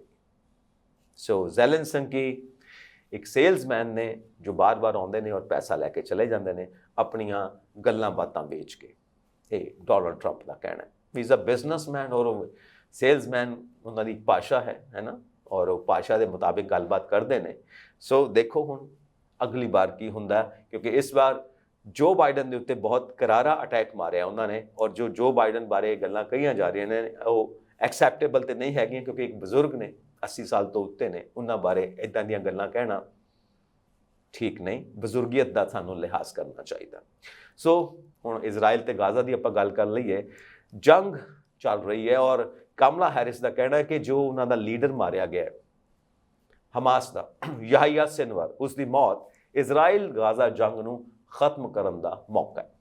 ਕਮਲਾ ਹੈਰਿਸ ਨੇ ਯਾਹਿਆ ਸਿਨਵਰ ਦੀ ਮੌਤ ਨੂੰ ਆਖਿਰਕਾਰ ਗਾਜ਼ਾ ਵਿੱਚ ਯੁੱਧ ਨੂੰ ਖਤਮ ਕਰਨ ਅਤੇ ਉਸ ਦਿਨ ਲਈ ਤਿਆਰ ਕਰਨ ਦੇ ਇੱਕ ਮੌਕੇ ਵਜੋਂ ਸ਼ਲਾਘਾ ਕੀਤੀ ਜਦੋਂ ਹਮਾਸ ਹੁਣ ਇਸ ਖੇਤਰ ਤੇ ਹਾਵੀ ਨਹੀਂ ਹੋਵੇਗਾ। ਮਤਲਬ ਗੱਲ ਇਹ ਆ ਕਿ ਹਮਾਸ ਤੇ ਹਿਜ਼ਬੁੱਲਾ ਟੈਰਰਿਸਟ ਗਰੁੱਪ ਨੇ ਔਰ ਉਹਨਾਂ ਨੂੰ ਖਤਮ ਕਰਨਾ ਇਨਸਾਨੀਅਤ ਹੈ। ਇਸ ਕਰਕੇ ਜਦੋਂ ਉਹਨਾਂ ਦੇ ਲੀਡਰ ਮਾਰੇ ਜਾਂਦੇ ਨੇ ਤਾਂ ਇੱਕ ਸ਼ਲਾਘਾਯੋਗ ਗੱਲ ਹੈ, ਇੱਕ ਚੰਗੀ ਗੱਲ ਹੈ ਪੂਰੀ ਇਨਸਾਨੀਅਤ ਵਾਸਤੇ। ਯੂਨਾਈਟਿਡ ਸਟੇਟਸ ਦੇ ਉਪ ਰਾਸ਼ਟਰਪਤੀ ਅਤੇ ਡੈਮੋਕ੍ਰੈਟਿਕ ਨਾਮਜ਼ਦ ਨੇ ਕਿਹਾ, ਯਾਨੀ ਕਿ ਕਮਲਾ ਹੈਰਿਸ ਨੇ ਕਿਹਾ ਕਿ ਹਮਾਸ ਦੇ ਨੇਤਾ ਦੀ ਮੌਤ ਨਾਲ ਨਿਆਂ ਦੀ ਸੇਵਾ ਕੀਤੀ ਗਈ ਹੈ ਅਤੇ ਕਿਹਾ ਕਿ ਅਮਰੀਕਾ, ਇਜ਼ਰਾਈਲ ਅਤੇ ਵਿਆਪਕ ਸੰਸਾਰ ਨਤੀਜੇ ਵਜੋਂ ਬਿਹਤਰ ਨੇ। ਮਤਲਬ ਇਹ ਸਾਰਿਆਂ ਦੇ ਵਾਸਤੇ ਇੱਕ ਬਿਹਤਰ ਨਤੀਜਾ ਹੈ। ਫਿਲਿਸਤੀਨੀ ਕਾਜ਼ ਲਈ ਹਮਦਰਦੀ ਰੱਖਣ ਵਾਲੇ ਇੱਕ ਵੱਡੇ ਅਰਬ ਅਮਰੀਕੀ ਵੋਟਿੰਗ ਬਲਾਕ ਦਾ ਘਰ ਮਿਸ਼ੀਗਨ ਦੀ ਲੜਾਈ ਤੇ ਮੈਦਾਨ ਵਿੱਚ ਜਿੱਤਣ ਲਈ ਡੋਨਲਡ ਟਰੰਪ ਦੇ ਨਾਲ ਇੱਕ ਟਾਈਟੈਨਿਕ ਚੋਣ ਮੁਕਾਬਲੇ ਵਿੱਚ।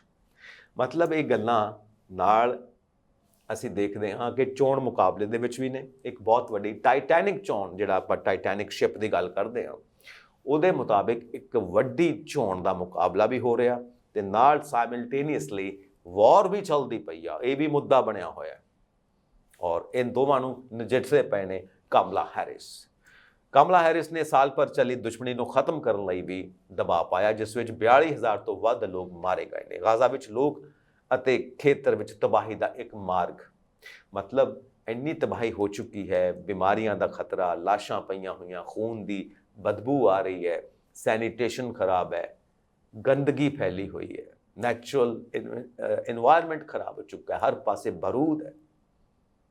ਸੋ ਇਹਨਾਂ ਹਾਲਾਤਾਂ ਦੇ ਵਿੱਚ ਨਾਲ ਇਲੈਕਸ਼ਨਸ ਵੀ ਲੜਨੀਆਂ। ਉਧਰ ਡੋਨਲਡ ਟਰੰਪ ਇੱਕ ਵੱਡੀ ਲੜਾਈ ਲੜਦੇ ਪਏ ਨੇ, ਲੀਗਲ ਬੈਟਲ ਤੇ ਪੋਲੀਟੀਕਲ ਬੈਟਲ, ਔਰ ਕਮਲਾ ਹੈਰਿਸ ਵੀ ਮਲਟੀਪਲ ਫਰੰਟਸ ਦੇ ਉੱਤੇ ਇਹ ਲੜਾਈ ਲੜਦੇ ਪਏ ਨੇ ਇਲੈਕਸ਼ਨਸ ਦੀ, ਕਿਉਂਕਿ ਉਹਨਾਂ ਦੀ ਪਾਰਟੀ ਦੇ ਉੱਤੇ ਸਭ ਤੋਂ ਵੱਡਾ ਇਲਜ਼ਾਮ ਇਹ ਹੈ ਕਿ ਯੁੱਧਾਂ ਨੂੰ ਇਹਨਾਂ ਨੇ ਪਖਾਇਆ ਹੈ, ਪ੍ਰਮੋਟ ਕੀਤਾ ਡੈਮੋਕ੍ਰੇਸੀ ਦੇ ਨਾਂ ਦੇ ਉੱਤੇ, ਸਰਵਾਈਵਲ ਦੇ ਨਾਂ ਦੇ ਉੱਤੇ, ਫਰੀडम ਐਂਡ ਸਰਵਾਈਵਲ ਦੇ ਨਾਂ ਦੇ ਉੱਤੇ ਯੁੱਧ ਪਖਾ ਕੇ ਰੱਖ ਦਿੱਤੇ ਨੇ ਔਰ ਅਮਰੀਕਾ ਦਾ ਪੈਸਾ ਉਜਾੜ ਕੇ ਰੱਖ ਦਿੱਤਾ ਇਹਨਾਂ ਯੁੱਧਾਂ ਦੇ ਵਿੱਚ।